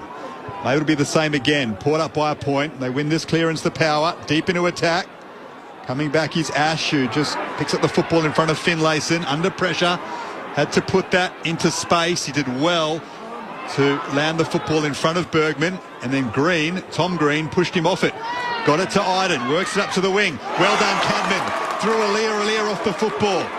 And marks it just forward of the wing. Chips it over the top to Kelly. It's a wasted disposal. His weight was going backwards, Cadman. That forced the ball to the left. And that was a chance for Kelly to move forward. It's been that kind of night from both sides, really. Port maintain a 1-point lead. Aaliyah would take the free kick for out of bounds on the full. The All-Australian defender through centre wing. Big fist comes in from Taylor. Creeps out the back. Pal Pepper buffeted off it by Iden. And Tom Green walks the footy over. Tight contest here at Manuka. At any stage, one team looks to maybe get a bit of a run on or some momentum. They keep shooting themselves in the foot, don't they? You're pulling your hair out from both sides tonight. Port by a point. Toss back in, broadcast wing. Madden front position wins it down against Vicentini. Butters couldn't control it. Tom Green stands up, quickly tackled and dispossessed. Butters close to the boundary line. Diving tackle from Kelly, but he got it away. Handball to Drew. Around the body off a step, curling to right half forward. Ash comes out with a double fist and knocks it over the boundary line. One thing that has been enjoyable in a tight contest, watching 2 of the best contested possession players in the game, Butters and Tom Green, go at it. They've been fantastic for their respective sides, haven't they? Butters 24 disposals, 16 contested. Tom Green with 26. and 14 of those contested. Santini wins the tap. Bedford turned it over. Well done by Daniels, though. He's hit high. And that is a free kick. Umpire took a while to blow his whistle against Willem Drew. And Daniels slow to get to his feet. Honours the sub in place of Toby Green for his first game since round 4. Led the comp in goal assist last season, Brent Daniels. Take the kick from left half back. Switches it across his own defensive 50 to Sam Taylor. He's had the 9 possessions, Daniels, if not 10, 100% efficiency. See why the Giants were so desperate to get him back into their side. Taylor up the wing. Port lead by a point. Hogan there with Zirk Thatcher. Good second effort by Hogan, who has kicked the last goal of the game to peg the margin back to just a solitary point in favour of Port. Wraps up Zirk Thatcher. Boundary throw in out of side, or ball up, sorry, out of side. Power by one. Vicentini down. Head over the footy. Boak rips it away from Riccardi, the veteran, to his skipper. Rosie with the helicopter towards the 50. It's high and long, bouncing wide. Georgiades there, but can't get to the footy with Taylor in his path. Boundary throw in, 50 out. 7-4-46 the Giants. 6-11-47 Port Adelaide. Great to have you with us as we wrap up this Saturday. Still plenty to come across the weekend. The Roos and the Eagles tomorrow. The Blues and the Bombers all on ABC Sport. Tossed in, beats both rucks. Richards at the back, tackled by Whitfield. Got it to Bergman. Thumps it off a step. My goodness, what a strike. He has launched that. Unfortunately, it's wide and out on the full. So free kick to GWS in the right back pocket, down a point. Another wasted opportunity by the Power. They maintain a 1-point lead. 7 minutes gone in the final term. Once more, they've got the Giants pegged back in their own half. Here's Taylor, who's been outstanding. Sends it out to a contest at right half back. Gathered by Daniels, having an influence. As Jason Saddington points it out, they want it back, Port. Boak to Radaglia, and now Butters. Inside 50 they go again. Taylor's there. Did well in the contest. Ware tracked it back, got in front of Finlayson, importantly. And we'll have a ball up once more in attack for Port Adelaide. 6-11-47 the Power. The Giants 7-4-46. A 1-point lead to the visitors in Canberra. Saturday night footy on ABC Sport. Tossed up. Riccardi got rid of Vicentini. Kelly fumbled. Richards pounced. Handball through the gap. Hit a couple of bodies. Drew collapses. Ball rolls to Butters. Overhead kick. Carried about 5 metres. Mead caught behind. Couldn't get there in the path of McMullen. Drew lays a tackle. We'll get a ball up left forward pocket, 10 out. Port Adelaide inside 50. It's where the Giants struggle to get anything going deep in their D50 in the third quarter. If Port can keep them here, they might create some more chances again. Vicentini to Butters, launched himself forward, couldn't control it. Burn-Jones ekes a kick out that tumbles through for a minus score on the left-hand side. And their lead doubles. Port by 2. Still 15 to play in the final term on ABC Sport. Death by behind. You feel for the locals. It's about 5 degrees out there. They've turned up once more. They haven't been entertained so far. But it is close as McMullen let one slip through his fingers. The Giants have recovered though. Here's McMullen again. Got it from Ware. Did well to break free of Finlayson's tackle. That's better from the Giants. They hit the corridor through Daniels. Now they get moving. Out wide to Fonte. They're finally in some space. The kick to half forward. It sits up nicely for Hogan potentially, or Bedford. Bedford gathers it. Radaglia falls on him. We'll have a ball up in attack for the Giants. For the first time in a while, they found themselves with some open grass. They were able to actually execute 2-3 kicks in a row and hit a target, so it was good to see. Vicentini down to Boak. Got it to Zirk Thatcher. He's collected and clutches his shoulder. Kick away, though, to the eastern side. Bergman gathers. Darts wide. Rosie with the sidestep and the shrug on Bedford. Gets the handball forward. Jackson screws it central looking for Boak. Thomas was there. Slipped through his mitts. Drew running by. Tackled. Tried to get through the logo and Himmelberg struck. Crunching tackle. Free kick GWS. Down 2. Harry Himmelberg has it. On the outer side, a central kick to Ware, just the required 15. Was a little worried about it. The Woodville West Torrens product back in the side after being omitted and now unsure what to do. Called to play on, he's dancing and backtracking, rushes the kick up to half forward and Rosie's there. Port Adelaide have the footy. There's just no plan in that play, was there? He sort of played on, didn't know where he was going, and instead to launch it long up the corridor. Rosie's been fantastic. Yep. Possession number 25 for him. Short to Jackson, who's been lively in his second game. Now Butters. Port go inside 50. Over the head of Power Pepper. Pushed off the football was Taylor. Here's a chance. Willie Rioli. He won't mess this up. And he's got 3. Just the player they needed it to fall to. Willie Rioli. For a bit of class. Well, has he missed it? Bringing it back. I'm trying to work out how this wasn't given a goal. It's a free kick, in fact. Taylor. To Taylor. Well, just when you thought Port had finally broken open, Georgiades with a push on Taylor. I mean, it's there, isn't it? There wasn't much force involved. Lucky the Giants. But that sums Port up. Just when they're free in space, they finally kick one. There's a free kick against them. 2-point lead to the eastern side. Rosie went for the hanger and was almost tunnelled and has landed heavily on his shoulder. He's on his haunches right now. Meanwhile, Wines has the footy, left half forward, into the 50 for Boak, little long. Kelly back with the flight, brought it down. Pepper tries to win it for Port Adelaide. Boak chucks a giant in a headlock. Taylor didn't have the footy, no whistle. The home side win out, though. Kelly links up with Himmelberg under pressure. They're trying to work it out of the phone box. Handball forward to the eastern side, rolls to Wines for Port Adelaide. Turnover, Boak to Pepper, then Butters, back to Boak. Tight in the left half forward flank, screws it into the 50, and Himmelberg will cut it off. Takes the intercept mark for the Giants. Connor Rosie's back up, but the home side have the ball and they're down 2. They have to play with some dare, and they're doing that now. Himmelberg switched it to Buckley and then to Brown. Alir read it beautifully. Got in front of Cadman, run it on the wing. They lock it up. We'll have another ball up. We're on world record pace, I reckon, for ball up in this game. It's been non-stop stoppage. Port lead by 2. They won't mind. That's what they came here to do. Yep. Make it tough for the Giants to get their run on. There's Tom Green, though. Winning it at the source. Quick against just outside 50. Cadman takes the mark in front of Alir. Excellent contested grab. Plays onto the pocket. Sets Hogan a task. 2-on-1 against him. Hogan holds his hands up and says, what do you want me to do in that situation, Aaron Cadman? 3 people hanging off me. At least give me a chance on the lead. Well, that was the kick, wasn't it? Just had to be a low to space, but just sat it on his head again and made it really tough for him.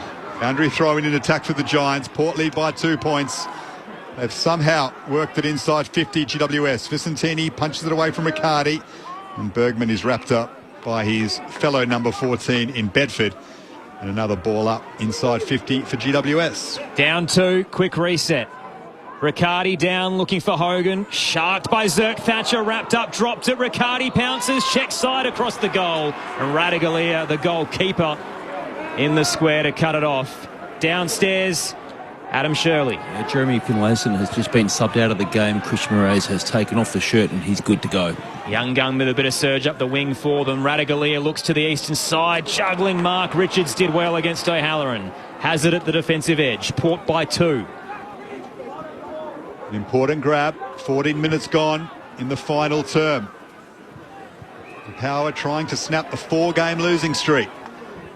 Just when you think Kenny Hinkley's in even more trouble, he manages to elicit a performance from his side. They've got one of the flag fancies up against it. The Giants win a back though through Fonte on the wing. Gets it to Thomas. O'Halloran throws it on the boot.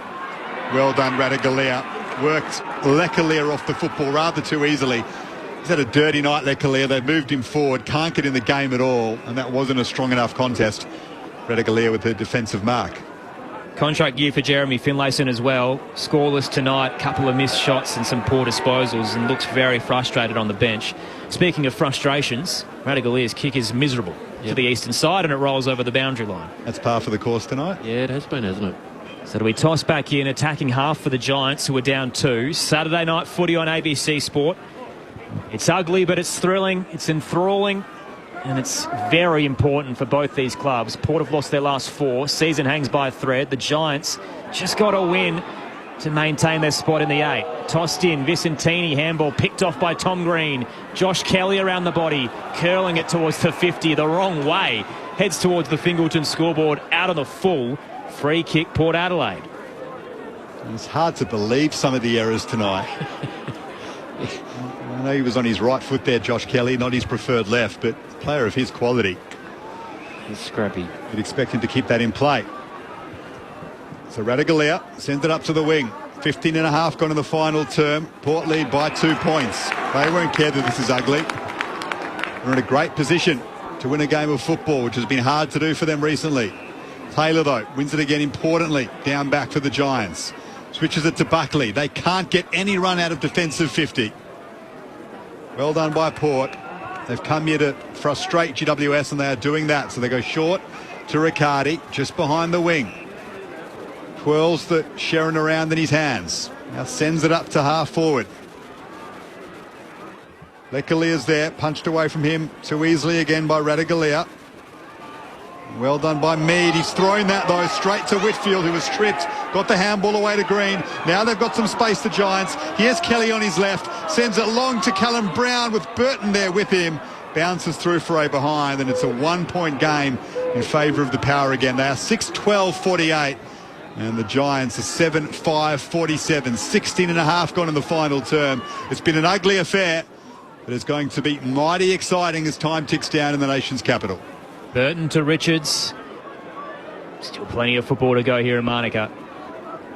But who will break the deadlock of errors? Richards to right half back to Aaliyah. Aaron Bryans, Daniel Garb, Jason Saddington, Joel Patfull with you. Adam Shirley downstairs as well. Toby Green, the only injury of the night. Needed the buttocks subbed out at half-time. Down the line goes Aaliyah. Big fist comes in. Rocks back to Bergman for the Power. Around the body. Hit and hope. Straight to Buckley. Intercept at left half back. And the Giants' tall interceptors have been solid this evening. Back to Whitfield in his trademark defensive position. Again, just calling for options. No one's really presenting, and he's turned it over. Had to rush the kick central. Only found Drew. Here comes the counter punch. Murray's marks, turns and goes. All alone in the 50. Bang from 40. Christian Murray straight in. And it's a huge finish. What a response. His first goal in the AFL in a clutch moment. Port by 7.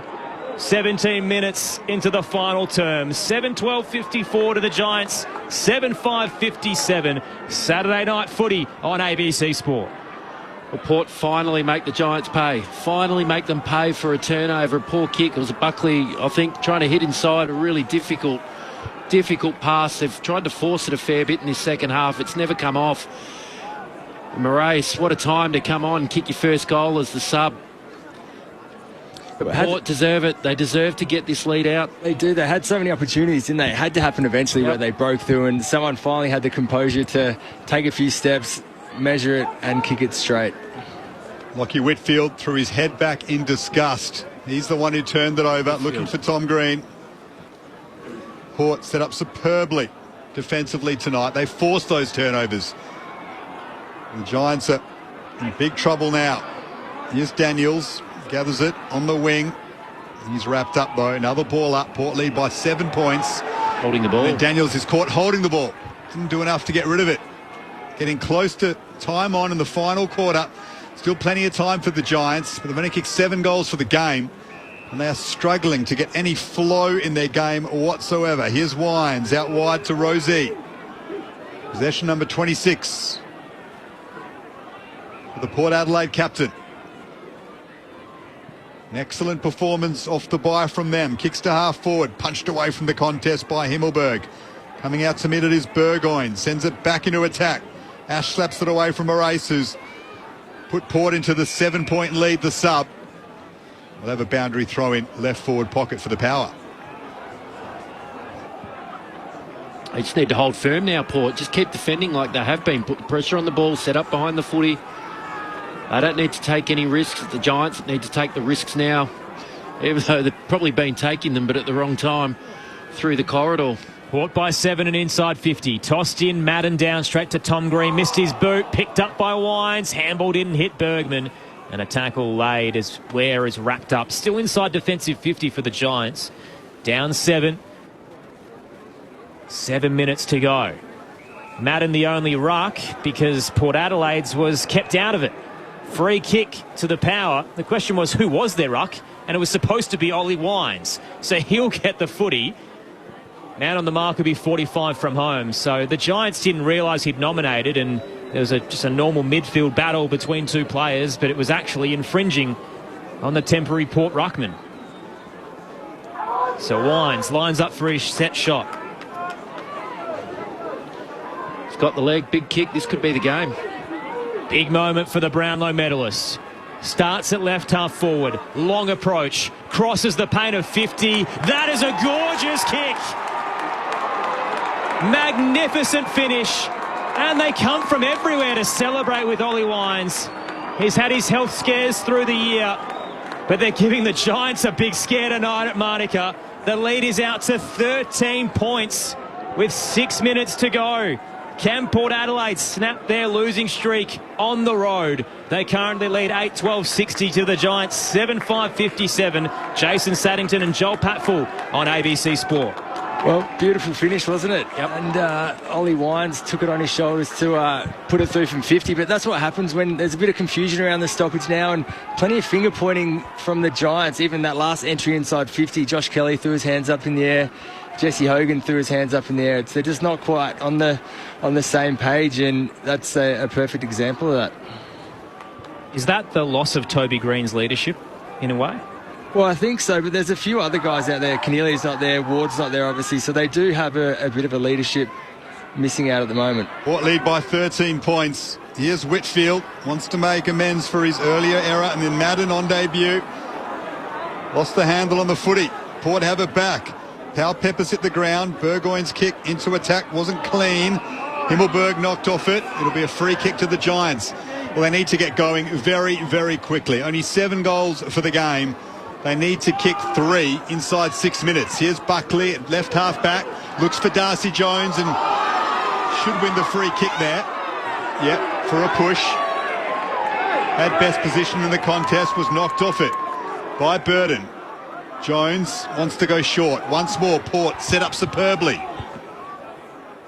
It looks for Tom Green on the lead. He's been the one Giants midfielder to get them going. Pokes it forward, inside 50. O'Halloran has it. He's got a long boot on him. He'll kick this from outside 50. Tight angle to the left. Port back in numbers. He's got no choice but to go back on his mark, Xavier O'Halloran, and give this a go from a long way out. It was the one that infringed on Wines down the other end, the ruck contest, so he owes them one back here. To keep the Giants alive. Here's a long kick of the football, but this will test every single bit of Xavier O'Halloran. He'll strike it from 55. It's coming around nicely. Not sure it'll have the distance off hands. And through for a behind. So the margin back to 12 points. The draw back in play. 5.5 minutes to go here at Manuka Oval. And Port Adelaide, Aaron Bryant, you'd know more than me, set up nicely for perhaps their biggest win of the season. Just trying to lock it in defensively. I think it would be Garvey, considering they've got to go on this big run from here to salvage the campaign, and to do it on the road at a ground that a good 18 of the 22 haven't played at ever would be pretty remarkable against a top 8 side. Burgoyne down the line on the eastern wing. He's looking for Bergman. He's escorted over by Daniels. They still haven't been overly impressive, Port Adelaide. I think this is more bad Giants than good Port. But they will take the win because it will relieve a lot of pressure. Still enough time, though, for the home side to draw this back. And as I mentioned, Port Adelaide have not won a final term this season. This would be the first. Madden down. Butters is there. Rosie tackled by Tom Green. Brought to ground. Ball pops out. Drew missed his handball. Holding the ball. Didn't make the connection. Under pressure from Bedford. Here they come. Orange in waves. Bedford to Daniels. Tom Green turned and handed it straight into Burgoyne. And ricochets over the line in front of his fan club. Port by 12. The fan club might ask for a refund tonight. Nothing that Tom Green's done wrong. He's got 30 disposals. He's been outstanding. But they have been void of any sort of spark, the Giants, tonight. Here's McMullen. Gets the hands free. Tries to work it forward. Picked up by Jace Burgoyne. The 1-2 with Rosie at half back. And then he sold Bergman under pressure. Did well to break free of the Thomas tackle. But the Giants win it back. Daniels pokes it inside 50. Well done by Radaglia. Wrapped up by Hogan. And then a call for holding the ball on Zerk Thatcher back there. Bedford tackled him. will have a ball up. The Giants need to make something out of this really quickly. Time ticking down. They trail by 12 points. Tossed up. Madden, the debutant, down. Only found Radigalia. Quickly tackled. Harvey Thomas brings him to ground, despite the mismatch in height there. Ball up. 10 out. Dangerous territory right now for the Giants. Madden looking for Hogan. Only found Butters. Shoots a handball wide to Burgoyne. Panicked. Quick kick will work. Up and under to Bergman. Port still in defensive 50, but can now slow the tempo. Miles Bergman in front of the big LED scoreboard. Bangs it towards the eastern side. It's a low dart. And Taylor reads it best. Another intercept mark. Here they come. Slingshot footy. Taylor to Ash. Burns inside 50. Cadman front position, couldn't claim it, and then becomes the tackler on Farrell. See why so many clubs want Miles Bergman. He's been brilliant down back for Port Adelaide tonight. As they hold on to this 12-point lead. Ball up inside 50 for the Giants. Well gathered by Whitfield. They cleared the area. Whitfield took the mark. Goes short to Kelly. Kelly at centre-half forward. Wants the 50. Plays on now. Tries to guide it, looking for a target in Hogan. Vicentini got a hand to it. Hogan snaps from the pocket and misses. You feel like they needed that to go through GWS if they are any chance of winning this game. Hogan kick one from that pocket in this term, but that's a behind. And Port's lead is still 11 points, 27 minutes gone in the final term. Do you like that behaviour from Josh Kelly, wasting time complaining to the umpire when you're at centre-half forward? Well, he is trying to maybe milk a 50 out of it. Rosie plays on. Swings it to the eastern side. Vicentini juggles, nearly took it. He was freed up because he edged out McMullen, who again is asking for the free kick. So the Giants are just searching for help from the men in green. Currently down 11. So currently sitting inside the 8. But may not remain there should the weekend go against them. Tossed in. Bit shallow for both rucks. Daniels overhead tap, only found Butters. Very mature as he pulls the kick to Richards in the centre square. Port Adelaide moving it back to the eastern side. They just need to kill some time here, Port. They don't need to hurry. Just hold it up. Wait for the free play. Take your full 7 seconds. Burn Jones short to Power Pepper. They're feeling good about 4 points now, the Port Adelaide fans. They're in an excellent position. Power Pepper into the left forward pocket. Off hands. Whitfield will gather it, but Richards is right there, and he'll take him over the boundary line. That will suit Port superbly. And in fact, it's a free kick to Richards. I'm not sure if that fell on Whitfield's boot and went out of bounds on the full, or if he was caught holding the ball. But Richards will take the free kick from the left forward pocket, and regardless of what happens here, the game might be Port Adelaide's now. Makes it hard for me, doesn't it? You want to waste every second. 30 seconds here. You're under 2 minutes with 2 scores. The Giants makes it very difficult. Richards has been one of these Port forwards who has worked ever so hard tonight to clog up the Giants' space across half-back to restrict their run. And if he can kick this from the left forward pocket, might be 4 points sealed. Joe Richards. It looks pretty good off the boot. It is there! Port Adelaide have come to Canberra and done for the Giants. Their 4-game losing streak is over. They've done it the hard way. It's been ugly. It's been scrappy. But Joe Richards, with a bit of brilliance, hemmed up on the boundary, has sealed the 4 points for Port. They are out to a 17-point lead. Half an hour gone in the last. Well, it's probably where the game should be, Port. The second half, they've definitely been the better team. They've had more footy in their front half. They've defended well. They probably just haven't taken their opportunities, but they've done enough. They've done enough with the footy in this last quarter to step it out to this 17-point lead, and it's enough for them to win. It's amazing. Ken Hinkley, time and time again, doesn't he? His teams, when he's under the pump and seriously challenged and questioned, his teams find a way to just kick back into gear and produce. It'd be a roller coaster ride if you support Port Adelaide. Gee, the highs are tremendous. 666 warning in the middle, and we'll get a reset. Port by 17 points. The Giants will need something special from here. Bounce in the middle. Riccardi entangled with Vicentini. It wasn't a great bounce and will be recalled. Does this take some of the pressure off Ken over the next few weeks, or are we still having the same conversation? I think, thankfully, if Port Adelaide win and the Crows knock off the reigning premiers, Adelaide's probably the talk of the town, and they won't worry too much about how they're doing at Alberton for a week. Bounce in the middle. Butters gathers off the tap. Wide to Burgoyne, and they'll start to settle here. It'll buy him a couple of weeks. They're always one big loss away from the noise starting back up, but it's a nice little run here for Port Adelaide. So they get Melbourne at home next week as part of a 3-game stretch, Sydney and Carlton after that. So in a good spot to start to build on what could be a fairy tale run. They needed to win 9 of the last 12. Tonight kickstarts that dream for them. And their prime movers have been instrumental. Butters, 32 disposals. Rosie, 27. Ollie Wines, bit of a renaissance season for him. 23 touches. Bergman down back's been awesome with 23 as well. Georgiades had a tough battle up against Taylor. Taylor's had the better of him, but he's presented all night. That one goes through his hands, and he gives Taylor, probably out of frustration, a shove into the fence for good measure.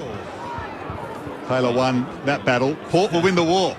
Sure will. Farrell's been the other one, I think. Just gave him a bit of run off half-back. Good ball use. Back into the team. That's really important, of course, for Port. Here's Tom Green. He's tried ever so hard for the Giants, but he lacks some help there in the midfield right now. It's a big problem for Adam Kingsley. As Brown wins it at half-forward, gets it to Josh Kelly, who's been quiet. Takes the Giants into attack. Cadman leaps and takes the mark. He'll run back quickly and try and convert this. The time is against him and GWS. Cadman will miss anyway. It wouldn't have mattered. The lead back to 16 points in favour of Port, and the Giants will be zipping 2 in their home away from home Canberra this season. They've had a weird old run in Canberra. I think they lost their first, well, they won their first 6, then lost something like 12, and then won a 9-game losing streak. They'd won their last 4 prior to this year, and now they've lost to the Bulldogs and now Port tonight. Very up and down. What a response from Port Adelaide. In the defensive goal square, Connor Rosie winds down the clock, sends it towards the broadcast wing. Vicentini on the march, edged out of the drop and cut off by Taylor. Points long as they search for a miracle. Taylor inside 50. Siren will beat them. Port Adelaide pull themselves out of purgatory and dare to dream of a fairy tale finish. They've got a victory on a cold Canberra night. The response they desperately needed. They knock off the Giants by 16 points.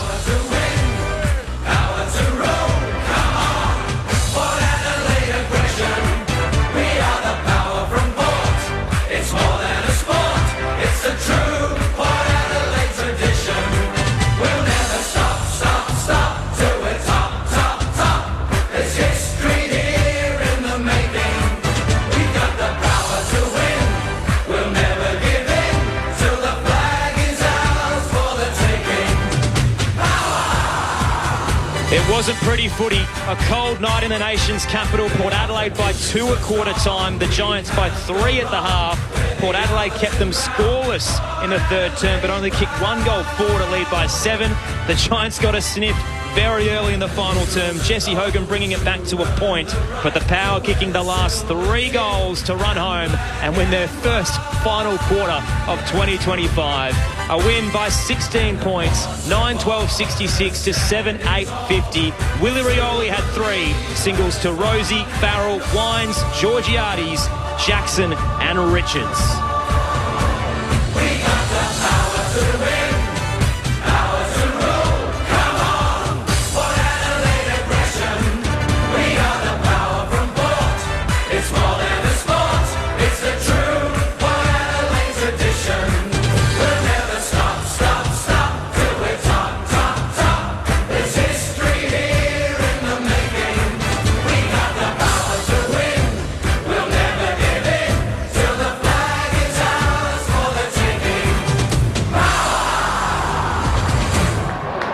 Campaign is alive and the Giants' credibility continues to be chipped away at, sitting in 7th. If the Bombers win on Monday, the King's birthday, There is an opportunity for them to jump into the 8. They need a big victory, though, to make up the percentage. Port Adelaide out of the bottom 4 for now, but Carlton still to play. The Blues currently in 15th. So a lot to play out this weekend, but for both these clubs, an awkward limbo as Port Adelaide aren't done yet, and the Giants don't quite look like the contenders we thought they would be after last year's straight sets exit. Jason Saddington and Joel Patford to wrap it all up for you.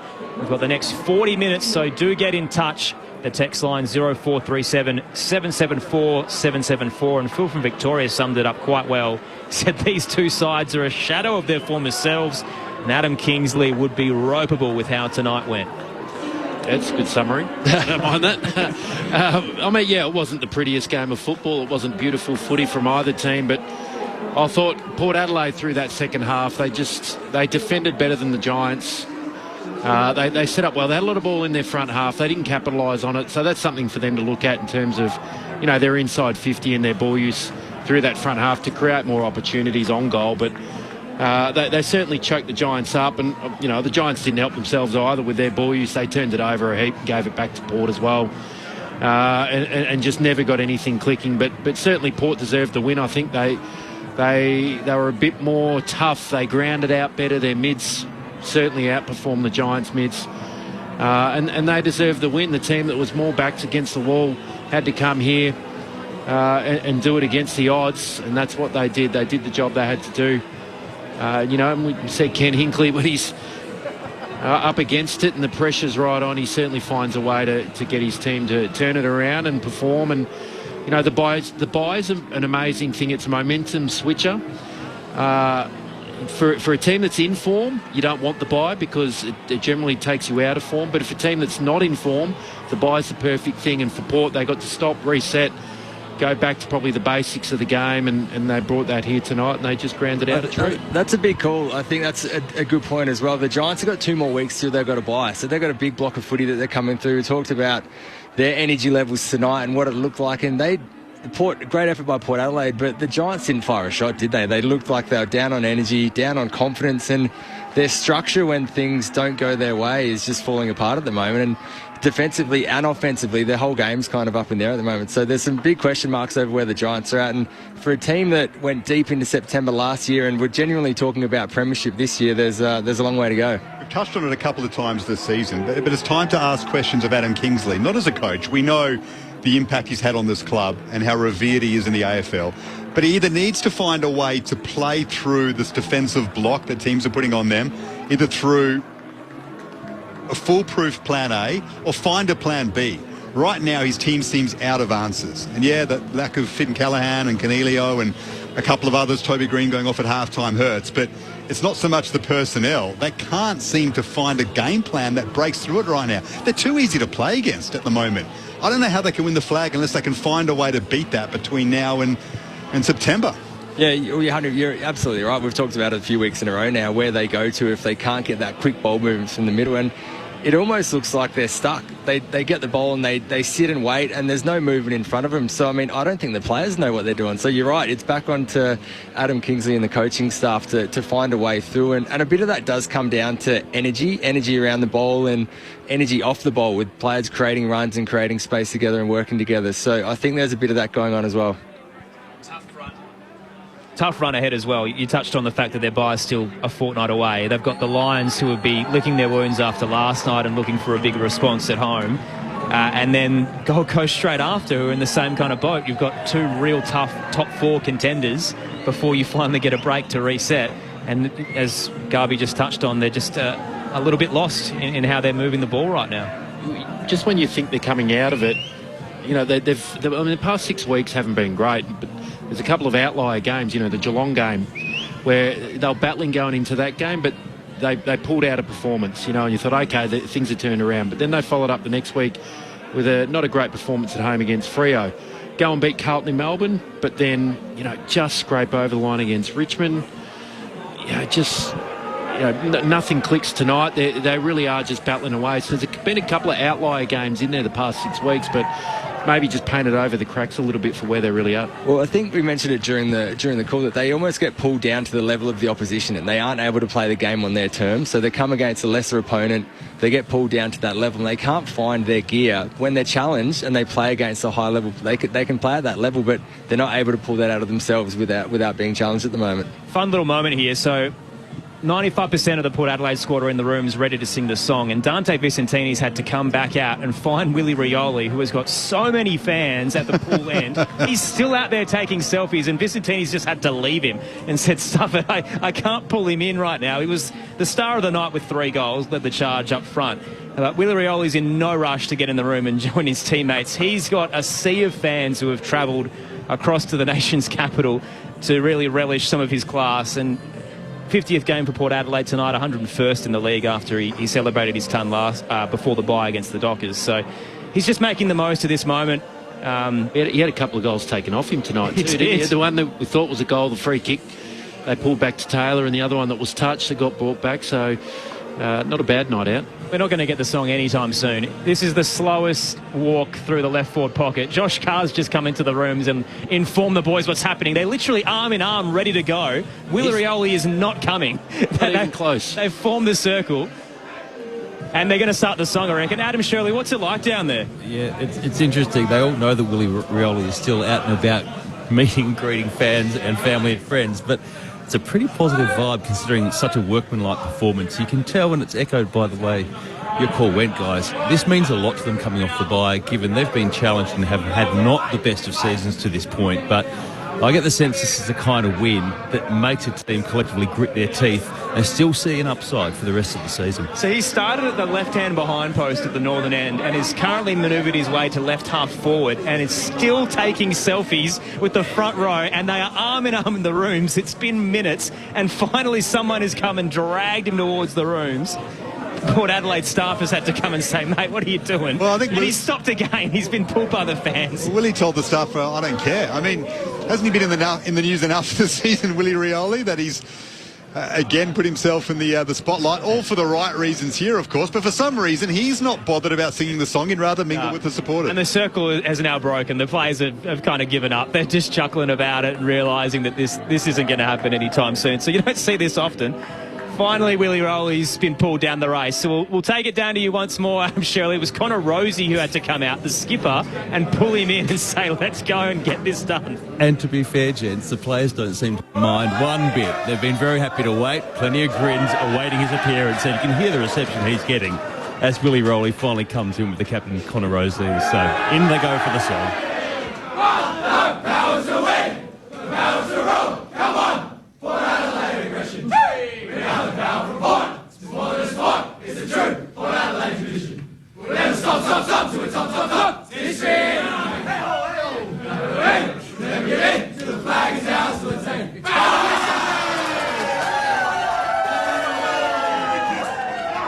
They're a happy bunch, no doubt. Very pleased with a win on the road in cold, cold Canberra. Even though it wasn't the prettiest, you can see how much it means to this team. Bit of fun in the rooms from the Port Adelaide players as they get back on the winners list after a 4-game losing streak with an average margin of 55. Port's season is not done yet, and some relief for Ken Hinkley and his coach and his skipper, Connor Rosie, I should say, as well, after what has been a difficult couple of weeks. So Port Adelaide have the D's at home next Saturday, followed by the Swans and Carlton. A nice 3-game stretch at the Adelaide Oval to start to build on their season after a really miserable start. So it gives you a little bit of hope that they're not out of it yet. Yeah, when you're out of form, you don't care how you win. It's just great to get a win. So they'll be pumped from tonight, and it does. It gives them something to take into the next few weeks. And you do look at it and go, well, you know, if you're Port, you're a good chance over the next few weeks to actually really build on something. But the starting point is just getting a win on the board and grounding something out, and that's exactly what they did tonight. Sometimes teams after a bye can be sluggish. The Bulldogs were arguably in that position against Hawthorn on Thursday night. It feels like Port had 2 weeks of preparation for this game to study a way to beat the Giants, and they came here ready to execute Joel Patfull, and they did that. Yeah, you're right. It looked like they took that time to really almost reflect on what they've done so far in this season, and I think they talked about this week almost a reset and what they're looking forward to and what they can do. There's obviously a bit of belief out there that they can still make a push and win some games and push for the 8, but they came here with the right attitude, and like Sato said, if you put yourself in the position to win a game of footy, sometimes it doesn't matter how you get there. If you get over the line, things can happen pretty quickly in the AFL world. So they'll go back to Adelaide, another couple of winnable games back there, and they'll be pretty confident going in the next few weeks. Did you see a brand of footy that can compete with the best tonight from Port Adelaide, or was it more just they were able to get on top of a Giant side who were off their best? I think more the latter. They're able to just be a bit better than the opposition, what they're throwing at them. They just did enough to sort of make it work.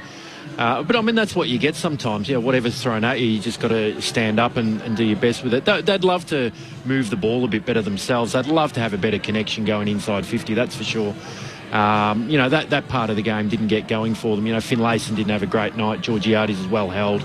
Apart from Rioli being able to get on the end of a couple, it was a grind. But it's that's a bit of the game that they can keep growing. Their midfield and their leaders stood up, and that's always where you need to start, isn't it? Rosie Butters in and around the footy were fantastic. And their backs stood tall as well. Bergman, terrific player. He did his job. There are other tools. Farrell, like I mentioned, is a great introduction just to get some of that run and good ball use off half-back. So, everything worked for them in the right spots that you need to kickstart where you've been. Was that just that last piece, like you talked about, that inside 50 connection and scoring from their opportunities? They still didn't kick straight. 9 goals, 12. They could have won by 6 or 7 goals if they'd kicked straight. But the pieces of the puzzle are there. They're not as far away, obviously, as what they've looked like over the last month or two. I think if they can put a few games together, they could do some damage.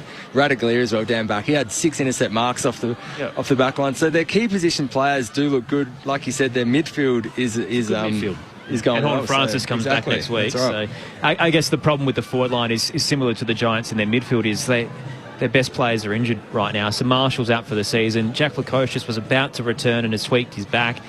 Ollie Lord just hasn't been good enough. Jeremy Finlayson's probably on his last legs. He's only getting a couple more opportunities and hasn't really made the most of them. So it's just Mitch Georgiades and a plethora of smalls.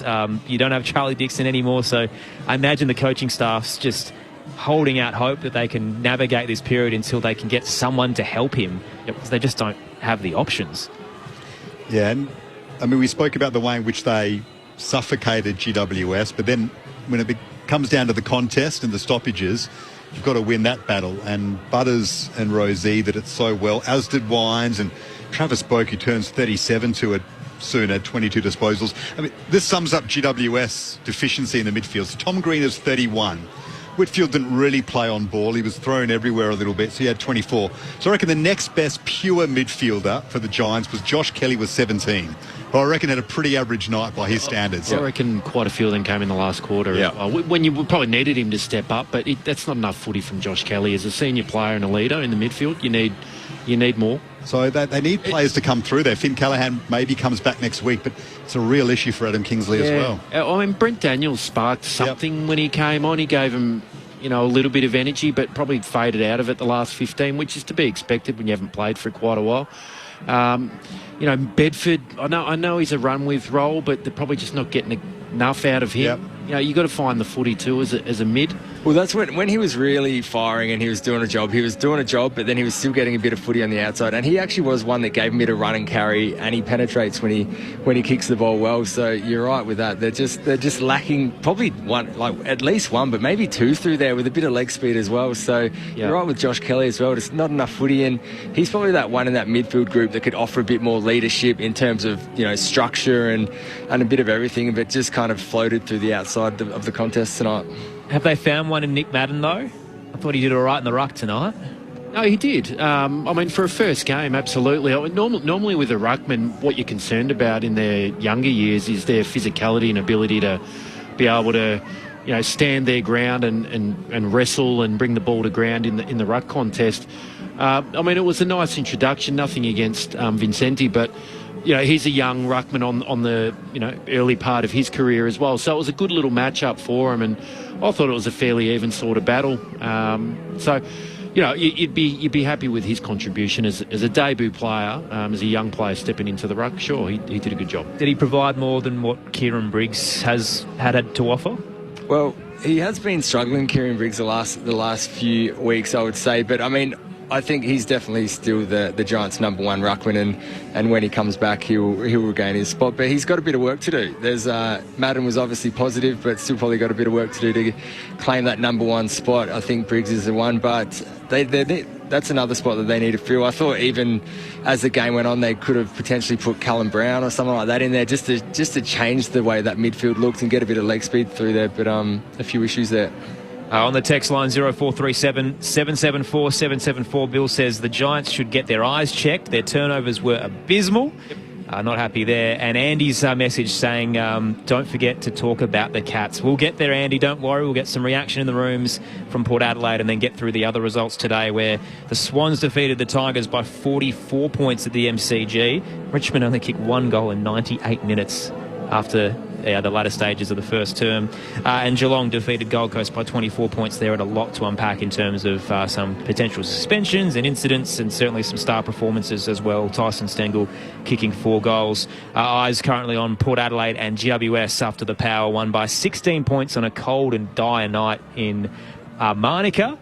And Port Adelaide's scores for isn't going to grow much, I think, as a result of either their inaccuracy or the tough night. 66 points in the end of the day, 9-12 they kicked to GWS's 7-7-50. So their numbers aren't going to improve, I think, from what we've seen through this campaign. And again, that forward concern as to the options that they have there might have played a role. The injury list, so we've touched on it a little bit as to who's missing for Port Adelaide, and Callaghan and Stringer aren't there for the Giants. No Briggs, no Ward. These clubs have used 35 and 34 players each, which is the most and second most in the competition right now. Has that been a reason for the Giants' roller coaster season? Because Adam Kingsley, as Garby touched on, a tremendous coach who took them immediately from cellar dwellers to a prelim final, straight sets exit last year, but they've immediately been competitive, but feel like they've just dropped away in terms of their competitiveness. I think they're just struggling with their midfield balance. It's something I don't think we've ever really said about the Giants, is they've maybe got a lack of midfield depth. I don't think that's ever been a comment made in their entire history. They've always had a strong midfield, but outside of Tom Green and Callaghan, it starts to get a bit thin these days, doesn't it? I mean, it fits in there a little bit. You know, Kelly's going through, the Whitfields had to go through there, Toby Green, but we're kind of filling gaps, whereas there used to be a point where there was players in the reserves that couldn't get in, that were playing really good football, and that's why they left, your Caldwells and your Tanner Bruins and all them, because it was really hard to get into the Giants midfield. But right now, that's where they're lacking, really around the ball. And Callum Ward, as someone that they had out on the wing that they could at least rely on to compete around the football for them, and he's done now, obviously, for the season, and they're just missing Harry Perryman. Perryman was he didn't even go through there too much, but Peatling was a player that emerged last year from the midfield, and he left. Cumming was a winger for them that's gone, and they've got some great young talent that are starting to go through there, but it's the inexperience perhaps of that. In like Fonte's going to be a great player, he's playing a bit of midfield wing. Jacob Ware, they're still earlier in their career, so they've probably lost a bit of experience and depth around the football that maybe's just caught us all by surprise. Also, Jason Saddington and Joel Patfull, your experts tonight as we wrap up Port Adelaide's 16-point victory over the Giants at Canberra. Their first win, or their second win here ever at this venue, and their first win in a very long time. The last time they won was 2014, so a lot of new results for some of their newer players. Let's get some reaction in the rooms. Adam Shirley downstairs. Yeah, and we're with one of the most influential players tonight, Miles Bergman, who was damaging off the back line constantly, as well as quelling his own man. Miles Bergman, a win like tonight, a grimy, grinding win off the back of a bye. After the season you've had, how significant is that kind of win in these kind of conditions? Yeah, it's definitely a massive factor for us. Obviously, we don't want to overplay it because we need to keep going forward with a strong mindset, but it changes our perspective on the year and gives us belief going forward. It looked like it was the kind of win where, okay, it wasn't the most polished Port I guess, performance. Sometimes at Adelaide Oval, you'll shoot the lights out. But on a ground that's about the same dimensions as the MCG, how much heart do you take from a top 8 contender when you can beat them and shut down the tsunami as they've got, the Giants, shut it down so effectively? Yeah, you're right there. It was definitely a more scrappy game than we're probably used to, but looking over the bye and our start to the season, we sort of wanted to get back to being a tough football club and hard to play against. So we came in with the mindset of just being strong in the contest and applying pressure and then let our footy play off that. So I think we showed that tonight. Aaron Baines and Daniel Garbier with Miles Bergman. Bit of where's Willie tonight, Miles, at the end of the game there. How did the playing group respond when he wouldn't come into the rooms? Oh, he loves it every time. He's always out with the fans. He's the last one in. And, yeah, it does take time. I think that's the longest he's been. But that's what we love about him. He's so passionate and he gets around the fans. Awesome response. And it's been a testament to Ken Hinkley's era that when your backs are against the wall, he tends to rile you up and get you going. Tell us about the last week and a half where you had a bit of time to reset and really analyse how the season had gone. Yeah, 100%. We obviously took those few days to really reset, go see our family, spend time away from the club and just reflect on how we've been going, and then come back with a really strong mindset and a lot of opinions from boys that really pushed us to get better and focus on what we needed to. And I think the week we had coming up to this game was really strong and helped us tonight. Miles, Jason Saddington up here. Congratulations on the win, mate. We thought the backs were tremendous tonight, just repelling the Giants' ball as it came in, set up really well. Does it help having Kane Farrell back in that cross half back as well, his ball use, and someone that you can rely on to give the ball to get you through? Yeah, he's been really strong for us this year, and obviously he missed a few weeks, which hurts, but we back our depth as well. It's good to have him back, of course, and he was really stand out tonight as well. Mate, great effort today. Talk about that back line as well. Huge defensive effort from you guys. Plenty of marks from Oppo. Radaglia had 6, yourself had 4. Is that something you guys talk about going into a game like tonight? I wouldn't say specifically tonight, but just in general we try to be as supportive as we can to help each other out and come off and be dominant. So if we get the chance to come forward and support another one to spoil or take a mark, that's what we want to do, just back our strengths in. And what's the step forward? Obviously, games coming up. Where do you take your game from tonight? What are the bits you look to build on? Yeah, that's a good question. I'm not too sure at the moment, but obviously we'll take a leaf out of tonight, have a look back at how strong our contest was and the pressure we applied, and then just little factors we can clean up, like our polish going inside 50 can probably work on, and our finish. Miles, talk us through the game plan. It seems like it was so defined to stop the Giants' run off halfback, to clog up the corridor. How well drilled had you been on that in the lead up to this game, and how happy were you with the way in which you were able to execute it? Yeah, I think we're really just excited to show that we are going all right, considering how we've been performing the last few weeks, and that we understand what the game needs. Yeah, it was really tough, but knowing the Giants and how good they are at running off half-back and the Orange Tsunami, we did a big focus on that, like you said, and I think that paid off. Miles, a key word that Garby just said there was defiant. What does it mean for the playing group when your season looks in all sorts and you're hanging by a thread in terms of the fairy tale run home, and Ken Hinkley says, I still believe we can play finals and I'm not going anywhere? What does that do to the troops that he still believes you can get it done? Oh, it's massive. That gives us so much belief, and that's what we love about him. He's so passionate, and that's what drives us too. Obviously, it was a tough position. And it still is. We've got a long way to go, but it's a good step forward, and we'll just keep pushing. Adam mentioned it before to you, but you're playing some phenomenal footy, Miles. It's a tough decision for you. I imagine there's some big money offers, including your current club, Port Adelaide. Can you just take us into the personal struggle of the allure of going home and the love for your current footy club? Yeah, like you said, it's obviously a big decision. I love Port Adelaide, and they've been like family to me for so long, and I'm really grateful for them. I love Kenny. And I love Kari, and I think we've got a really good future. And like you said, obviously Melbourne's home, and it always will be. But at the end of the day, I've got just got to keep thinking about what I want, and either way, I'll be very happy. A factor in it, you're playing really well through the midfield. Is that where you want to be long term?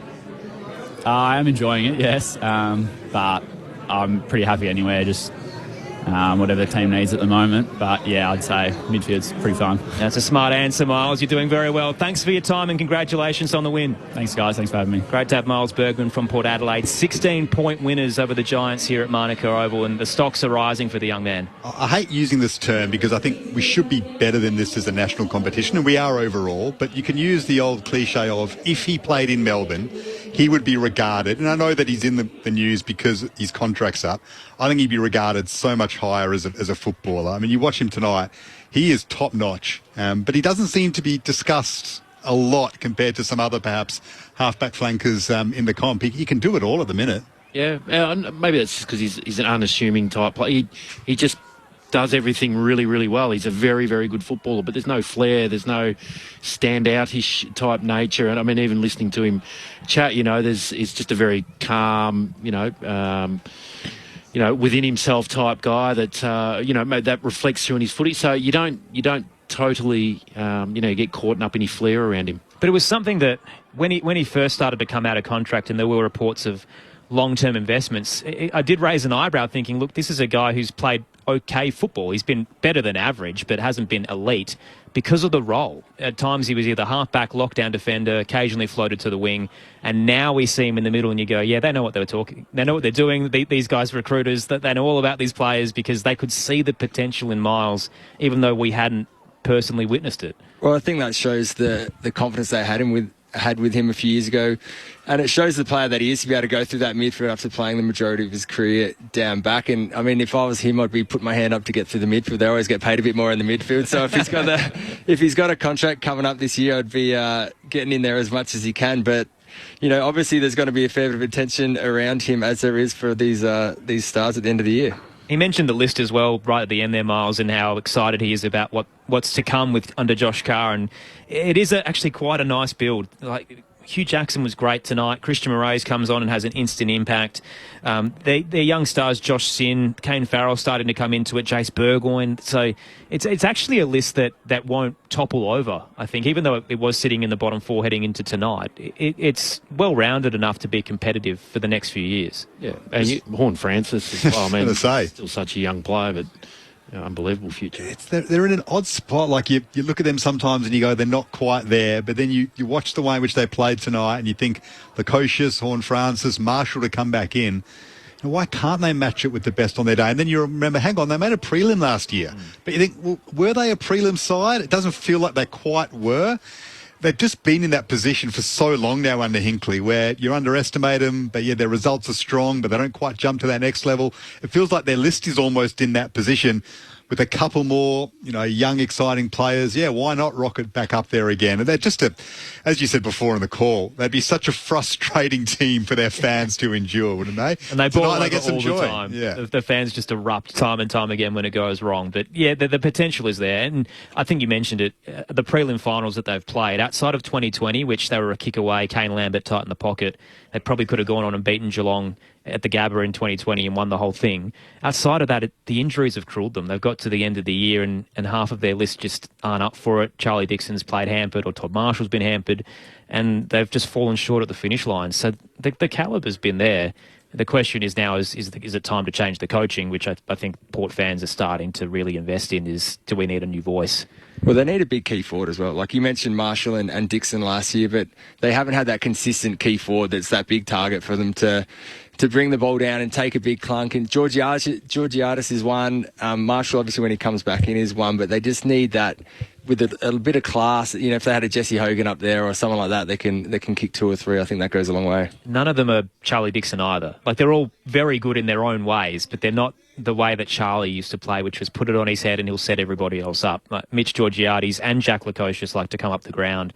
Todd Marshall's can come out of the goal square but leads a little wide. So they've got 3 guys in a new era that they're going to have to navigate. And unfortunately, 2 of them haven't been there, so they couldn't really test it out this season. So hopefully Lukosius is back in the next fortnight and they can figure it out. Last ones before we wrap up and have a look at the earlier games.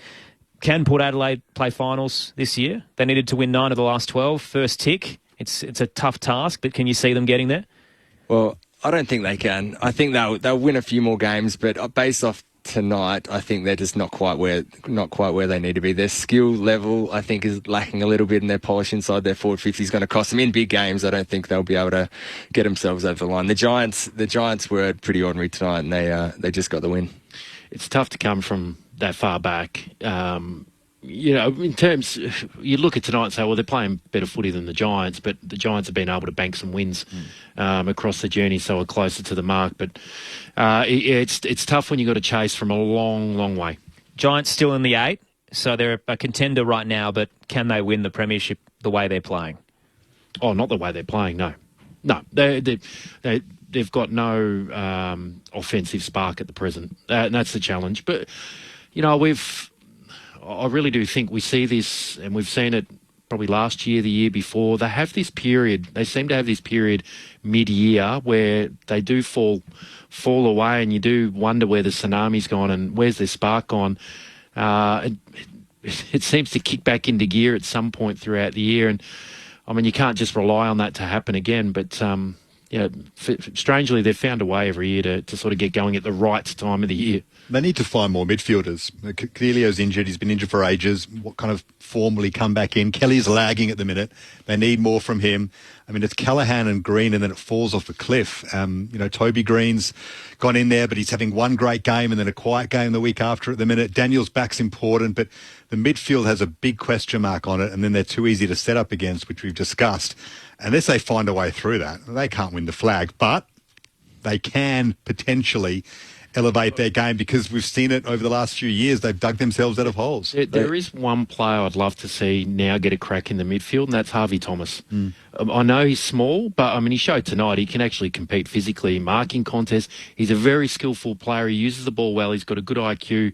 He runs all day. I wouldn't mind seeing a Harvey Thomas now step into that midfield as someone that's a little bit different to Tom Green, different to Callaghan, that just might change things up a little bit.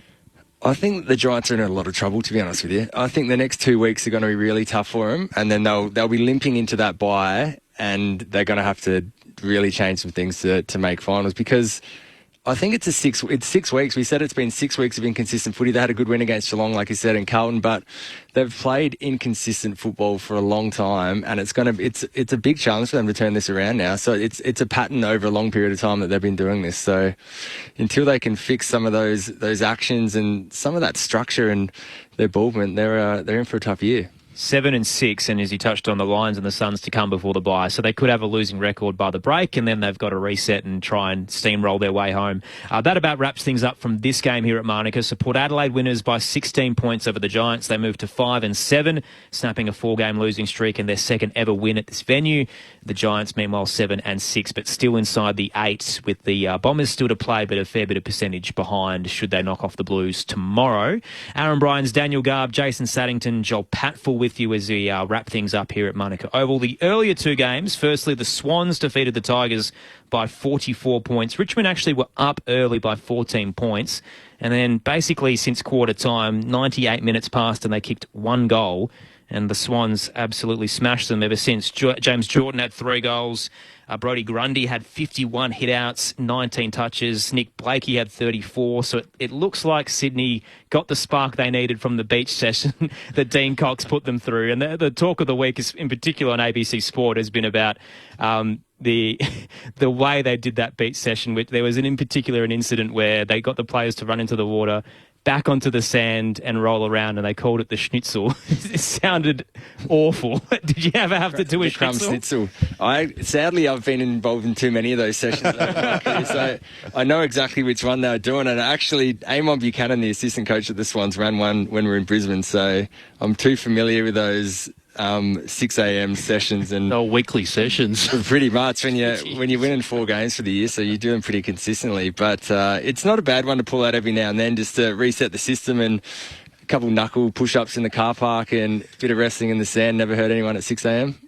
It seemed to work, but when I heard about it, I thought, that's not really Sydney. Like, it doesn't seem like a Sydney Swans kind of thing to do. They kind of act like above that sort of stuff a little bit. It's all about deep chats and, let's have a heart-to-heart, and, the captains open up, and they seem like they don't really drop to that military rah-rah-rah type level, but maybe that's what they need at the moment, just to break the mould. I reckon it's a strong part of the old Bloods culture. That was? Oh, absolutely, 100%. And maybe they'd gone away from that. Yeah, it was more about the chats and all that. Well, I think that's why they went back to it.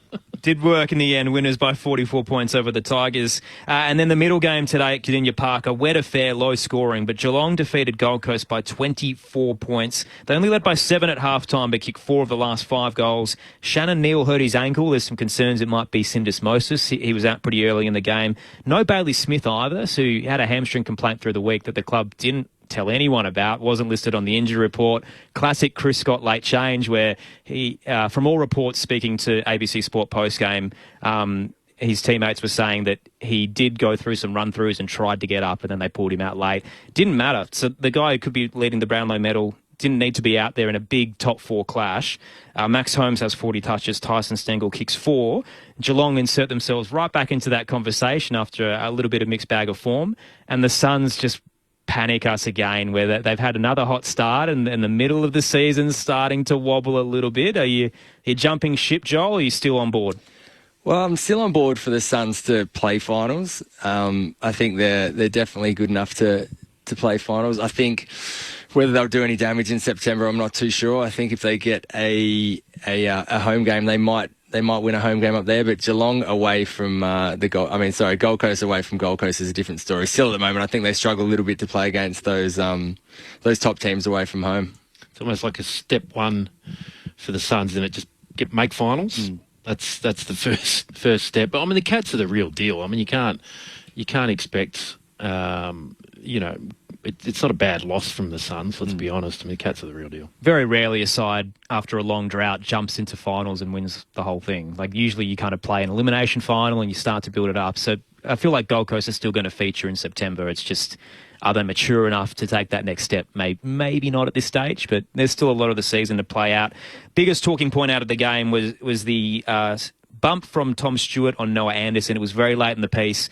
Boundary throw-in ball ricochets across the 50 arc. Noah Anderson chases after the ball and Tom Stewart locks on him.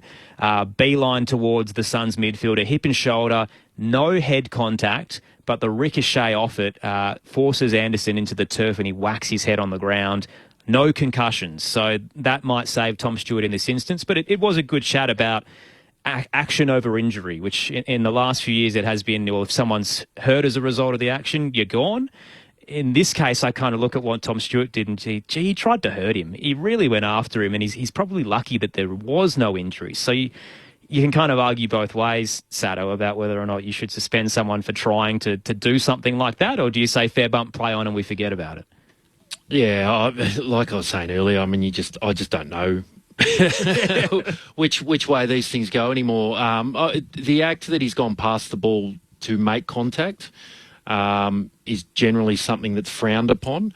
However, the contact was just a fair bump. So whether there's enough in it then to put a suspension on it, or if we did suspend over injury, if Noah Anderson has a busted rib, would you do it then, Joel? No, I don't think so. I think the fact that he isn't concussed will definitely help. I think if he was concussed, there would be a story there, and there'd probably be a conversation whether Stewart had a case to answer for. You can't suspend guys for hurting ribs. That's just the game we play. Like, it's a contact game, and you're going to get hit in the body as you should be expecting contact as well. So that's the other thing. Like, 50-50 ball, you're both going at the footy. You should be expecting contact to come the other way. If you missed it at half-time, Chris Scott and Damien Hardwick both spoke on the incident post-game. Here's what they had to say. If you have your elbow in and you hip and shoulder a guy, it doesn't matter where you get him, you're going to be okay. That's changed. You can't hit them in the head now. And so, Stewie, I thought his duty of care to Noah was as good as it could have been, and he was good enough to hit him in the body. Reasonable hit, that's solid hit. He's a big boy, Tom Stewart sort of thing. So, but from, once again, make very clear, it was a chest, it wasn't head or anything like that.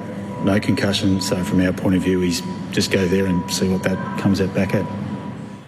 So both coaches seem happy to let it go. We'll wait and see what the MRO has to say tomorrow. But history does favour Tom Stewart. Lloyd Meek got off in recent weeks. Alex Pearce as well, when it was deemed that their intentions were more towards the ball rather than the player. I think if you polled the footy public, not that this ever comes into it, 98 to 99% of football fans would just want that to be play on. The common sense has never mattered when it came to the MRO, unfortunately. So I'm not sure what it will do.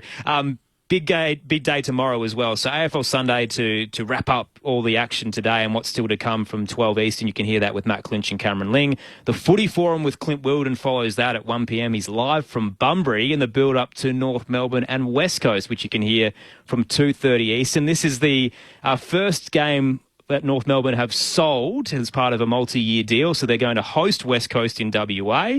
Feels like a danger game for the Roos. The Eagles are starting to build. Do you like the fact that they've sold a home game, Sado? It's been pretty consistent across their existence for the last 20, 30 years, hasn't it? So, no, because it's not abnormal for the Kangaroos to be doing this. You can debate it two ways. Yep, from a competitive advantage on field, it doesn't help them, but from a financial aspect for the football club, it helps them, continue on in their path. Joel? I was looking at the vote, so I switched off. I was looking at the vote. That's a tough job. But I mean, any game that you take away from your home ground is obviously a huge disadvantage, especially when you're so desperate for a win. So it's always that tough call, isn't it? The financial one over the reward and playing your home games. $2 million a year. I reckon even North fans are going, well, how can we argue with that? And the AFL are happy for it to happen because the WA clubs are arguing all the time now about the competitive disadvantage they have because of travel. So it's one more week they get to stay at home over the next 3 years when North comes to town. It's just the way it is. Well, it's a long way to go, and it's often difficult to travel all the way over to WA. But it's like, the games played in Darwin. Gold Coast are taking games up there. That's a long way to go. That's a different environment. They've been winning, so it hasn't been an issue. So you can hear it all tomorrow from 2:30 Eastern, North Melbourne and West Coast, from Bunbury with the crew out west. The votes with Joel Patfull, as we haven't left you a lot of time, so you might have to rattle through these, Joel. I'll run through them quickly. Tough one to vote tonight. One vote, Sam Taylor down back for the Giants. He was great. Just edged out. Jack Buckley is pretty stiff not to get a vote. Connor Rosie in the midfield was great and went to half back as well and set him up a little bit off half back, which I thought was crucial. But 3 votes, Zach Butters got them going from the start. 32 touches, one of the keys for Port Adelaide tonight. Well done, Joel. 3 votes to Butters, 2 to Rosie, 1 to Taylor. Huge thanks to Jason Saddington and Joel Patfull for the call. It was a tough one tonight, but we got through to the end. Nice tight finish as well. Good fun calling with Daniel Garb. Great to have you with us for what was a very tough night as well. Port Adelaide winners by 16 points, 19-12-66 to the Giants, 7-7-50. We'll recap it all tomorrow with AFL Sunday from midday at 12. And then a double-header of footy coming your way. North Melbourne and West Coast from 2:30 Eastern Standard Time at Bunbury, and Carlton and Essendon from 6:30. And then, of course, the King's birthday clash on Monday between Melbourne and Collingwood still to come to wrap up round 13. Thanks for your company, and stay with us across the weekend on ABC Sport.